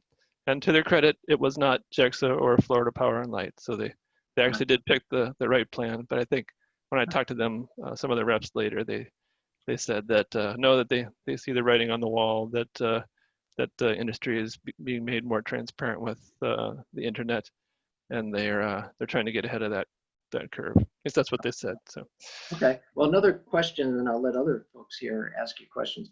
I'd heard that, I don't know if it was a restriction or some type of a limitation. Maybe some of these companies that were switching folks were switching them too often, and there was some kind of rule passed or something that if a company, you get switched out of them and then a month later switched back, they don't have to accept you as a customer or something like that, because I guess they don't, it costs them money to register, deregister. yeah, well, there have always been rules that each companies have made themselves. I don't know if there's a law that necessarily backs it up, but if you look on Power to Choose, most of the offers there are for new customers only. And if you switch back and forth, and if they notice and decide that they care, then they can refuse to let you back in at that price. But the average customer costs like $150 or $200 to acquire in the first place, and so generally it's negotiable. If you call and talk to the right CSR, they'll usually give you the new customer price, even if you previously were a customer there. So Okay, that's good to know in case folks here are interested in getting to a different company, that you can talk to a customer service rep and maybe still get the new customer. yeah, Okay. it depends on the company and probably who you talk to as well. Okay. Anyone else have questions for Fred? Yeah, I have a question. Hey, Fred, do any of these sites do comparisons for folks that have solar generation? Well, that's a great question. Yeah, mine does. Mine's the only one that does that. Power to Choose has a little corner hidden away that most people can't even find, that has an outdated list of several plans. But I've taken it upon myself to be the place where people can go and see the latest sites or the latest plans available, that they're not just the buyback plans, but other plans that sometimes work better for solar owners, like Free Nights or Griddy or Evolve, wholesale plans like that. So I have a list that I maintain every month. I can send you all a link to that. And then I also have a calculator that specifically analyzes which plan is best based on your Smart Meter Texas data. So you can just download the data and dump it in, and it'll crunch all the math against like 15 different plans to tell you which one works best for you. And I don't know of anybody else that does anything really for solar, or even for time of use type cases, like for people who have EVs that often can benefit from like Free Nights, right? If you do enough EV charging, then a Free Nights plan can sometimes work out for you. It depends on the plan, because most of them are overpriced gimmicks, but in some cases for EV owners, they actually do make sense. Or for solar owners, where you're offsetting a lot of your daily peak usage with the solar panels, and so all you really have to do is cover the nighttime stuff, right? So in those special cases, sometimes you can win the game if you pick the right plan that way. So If you'd like, Fred, in the chat, you can go ahead and type in. oh yeah, sure. That way folks can get it right here without having to come back to our Yeah, site. actually what I've been working on lately with in partnership with Solar United Neighbors, who's a big solar advocate group, right? They've been we've been working on a program where their members can get subsidized access to use my tool. Normally it's like $10 to use my tool, which isn't that much anyway. But they're covering that cost to send people to have me analyze their plans for them, and we're in the process just in the next couple of weeks of upgrading the tool. So instead of just working for people that have like a past year of data with their solar or solar panels, we're actually incorporating some modeling so that we can predict what the best plan would be for a new build as well. Because a lot of people, when they're just doing their co-ops, they want to know which they start on, and so now we'll be able to say, if you have this many panels facing this direction versus your baseline usage, then this is the right plan for you. Very good. Yeah, that's real helpful. I think in the future, more folks will be getting, we already know a number of members have PV on their roofs, some partial, some near 100% or more, and I think more probably over time. And yeah, thanks for letting folks know about the Solar United Neighbors. They did let me know that they were going to have a video con exactly at the time of ours here tonight. Right. So I didn't bring that up. But they have multiple meetings, and so obviously people can ask questions and so forth at those meetings. But they have more meetings because they're right now in a cycle. And why I want to bring this up is that they are still allowing people to sign up in Houston. They call it the East Houston, but I think they will allow folks from any part of Houston. And they have selected, but they have not yet announced who the winning bidder is, the company that will get all the business as bulk. No one's required if you do sign up with Sun to buy anything, but it does allow you to get in on the bulk purchase price. And so it's quite an advantageous thing. It took them a while to get over the minimum number of folks, and now they've gone out to bid, selected a bidder, but not yet announced who that is. So there's still, I think, a window. So you can just look up Solar United Neighbors. It's probably .org, and therefore, tie into what's going on. And if you do miss this cycle, if the timing's not right, if you are interested in PV, there'll be another cycle. And I think what they want to do is get into smaller geographic areas. Right now, they've gone from all of Houston to, first they did a West Houston and are in the process of finishing up the East Houston. And then I think they want to subdivide it more, because that helps installers when they can do a number of installs in a smaller geographic area instead of putting a lot of miles on their most likely gasoline burning trucks. Be great if the solar installers had electric vehicles, but we're all waiting. Probably a number of folks have heard about Workhorse and the other companies coming out with their trucks, and more cars coming out. And that kind of brings me to one of the speakers next month will be, if they come through with it, as I believe they will, Candy, which is probably the first Chinese car maker, which is going to be selling electric vehicles in the US. And I've been talking with the rep there, and she wants to get a kind of more technical person so that we can talk more technical things with a rep at that company. And that'll be one of our speakers next month. So thanks, Fred, for that info. I see you put it there in the chat so folks can Absolutely. Pull that up there. Yeah. All right. Other things that folks want to bring up today, projects they've been working on, or other questions for each other? Well, I would tell you guys that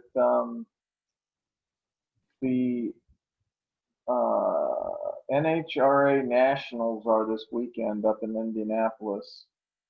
And Keith Howard is going up there, so I'm sure he would tell us about it if he was here. But they're going to have the first drag race between a electric dragster and a gasoline vehicle.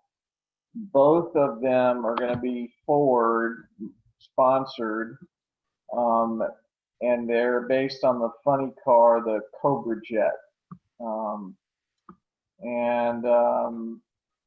So this is actually going to be a pretty big deal for electrics, because we've already had, this guy Steve Huff out on the West Coast went over 200 miles an hour. He did it again. He's tied the all-out record for 201.35 miles an hour in the quarter mile with the motorcycle. And so it's going to be pretty exciting this weekend up in Indianapolis. It's going to be televised on Fox Sports. So there's going to be a lot of coverage, and NHRA is kind of putting all their thing behind it. And they're going to have, I can't remember who the driver of but one of the well-known drivers in NHRA drivers is going to be driving the electric Cobra Jet against the gas one. So that does sound exciting. Yeah. Yeah, it's going to be pretty cool. And the way Keith said it is that Ford is going to make it so that it'll be like a best 2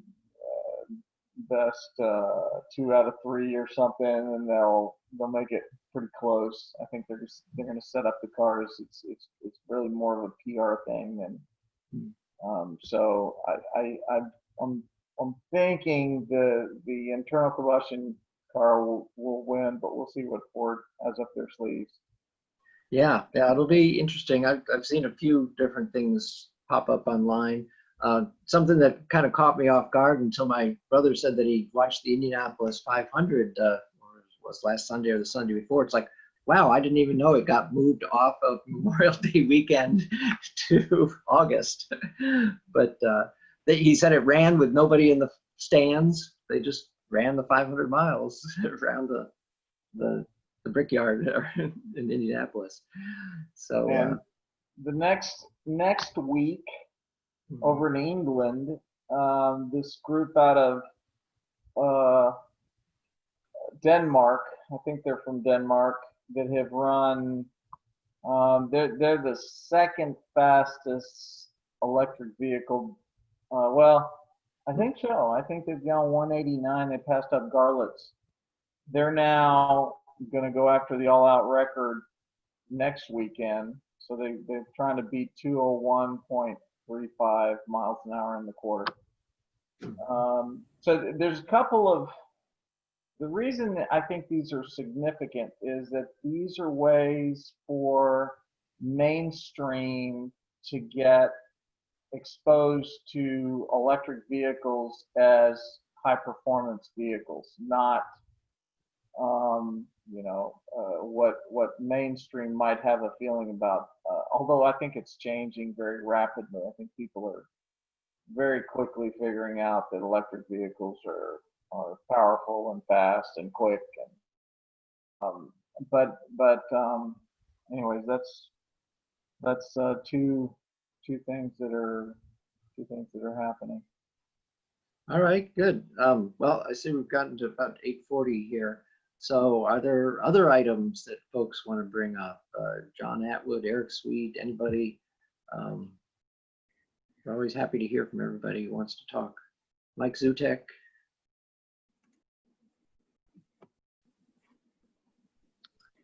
So we will be meeting up, of course, the first Thursday of next month as well. And in addition to Candy, the Chinese electric car maker, we've got Lone Star SV Trucks to talk some of their business as well. And of course, anything else that folks would like to bring up, we always like to hear. So something in the comments that Robert put in, he and I talked a little bit about December already. So traditionally, everyone knows we have a holiday party. So I was talking with Robert about whether we want to have speakers or whether we want to do that. So that's something everybody can think about. I don't think we need to decide today, but depending on circumstances, whether folks together or whether we want to use that month for, hey there, Mike, for speakers, because we do have a couple booked for next month and a couple booked for the month after. Emma, your neighbor Jeff, sounds like it'll be real interesting to hear from in November about his work with batteries. We know that technology is advancing so fast, it's always good to hear. So hearing from him in November along with another speaker would be good. The other, of course, being the Bi Aerospace, talking about electric airplanes. So Kevin, you'll want to dial in for that one for sure too. So that covers everything I wanted to bring up tonight. Anything else folks want to bring up? Well, Dave, the one reason I didn't make last August's meetup was I was on my honeymoon. Yeah, I really like seeing the pictures of you and your lovely bride. There's the ring. Yeah. Yes. Yeah. So I'm officially off the market, ladies, just so you know. Yeah. Good way to put it. All right. All right. Yeah, that's fantastic, you two. I mean, it's just wonderful. I need to put the honeymoon pictures up too, and I got them almost ready. And we went out to the Pacific Coast Highway in California, and went up and down the not the Dalles, but the Big Sur. Big Sur area. Yeah, Okay. that was some interesting driving. Okay. Good. Yeah, I've over the years driven on some twisty roads, and it can always be fun. Yeah. Well, good. Yeah, glad you brought that up because that is a real milestone. That's really good. So, so the question is, if you're going to be a 2 EV family here. No. My bride went out without consulting me and bought a car. She got a Camry just because she liked Camrys and they were reasonably efficient. She does a lot of driving, so I tried to talk her into a Model Y, but she just could not get her mind around that big iPad in the middle and expecting to drive with that alone. So yeah. I told her you can adjust to that in no time, but not really. Well, my wife has driven our Model 3, but she still prefers the Model S that has more buttons and yeah, I like my Model S too. I'm not giving it up. And a speedometer directly in front of the steering wheel and things like that too. So yeah, different people have different preferences as to where controls are in cars and things like that. Of course, you see some of these things at the auto show where they've got a 33-inch LED display all the way across the dash on one car. I mean, folks maybe have heard that the Cadillac Lyriq is supposed to be coming out before too long. I don't know what the time scale is, but yeah, GM really wants to push electric Cadillacs, and other car makers are. I'll believe it. VW, you know, they've got in Europe the ID3, and they say they're going to have the ID4 in the US and in Europe, and of course we've probably all been seeing them talk about charging stations going across the US through the Electrify America program. And so that'll be good for a lot of different brands of cars. Oh, yeah, that has to happen. Yep. Ford seems pretty serious. Right, and then there's their development. Yeah. So, okay, good. Anything else folks want to bring up before we close down? All right, this has been great. Appreciate everybody making inputs and everything. It's been a lot of fun, and we'll do it again next month. Right, Bill? Interesting this time. Yeah. Okay. Take care, everybody. Bye. Thanks, Dave. Thank you. Yep. Bye-bye. Bye.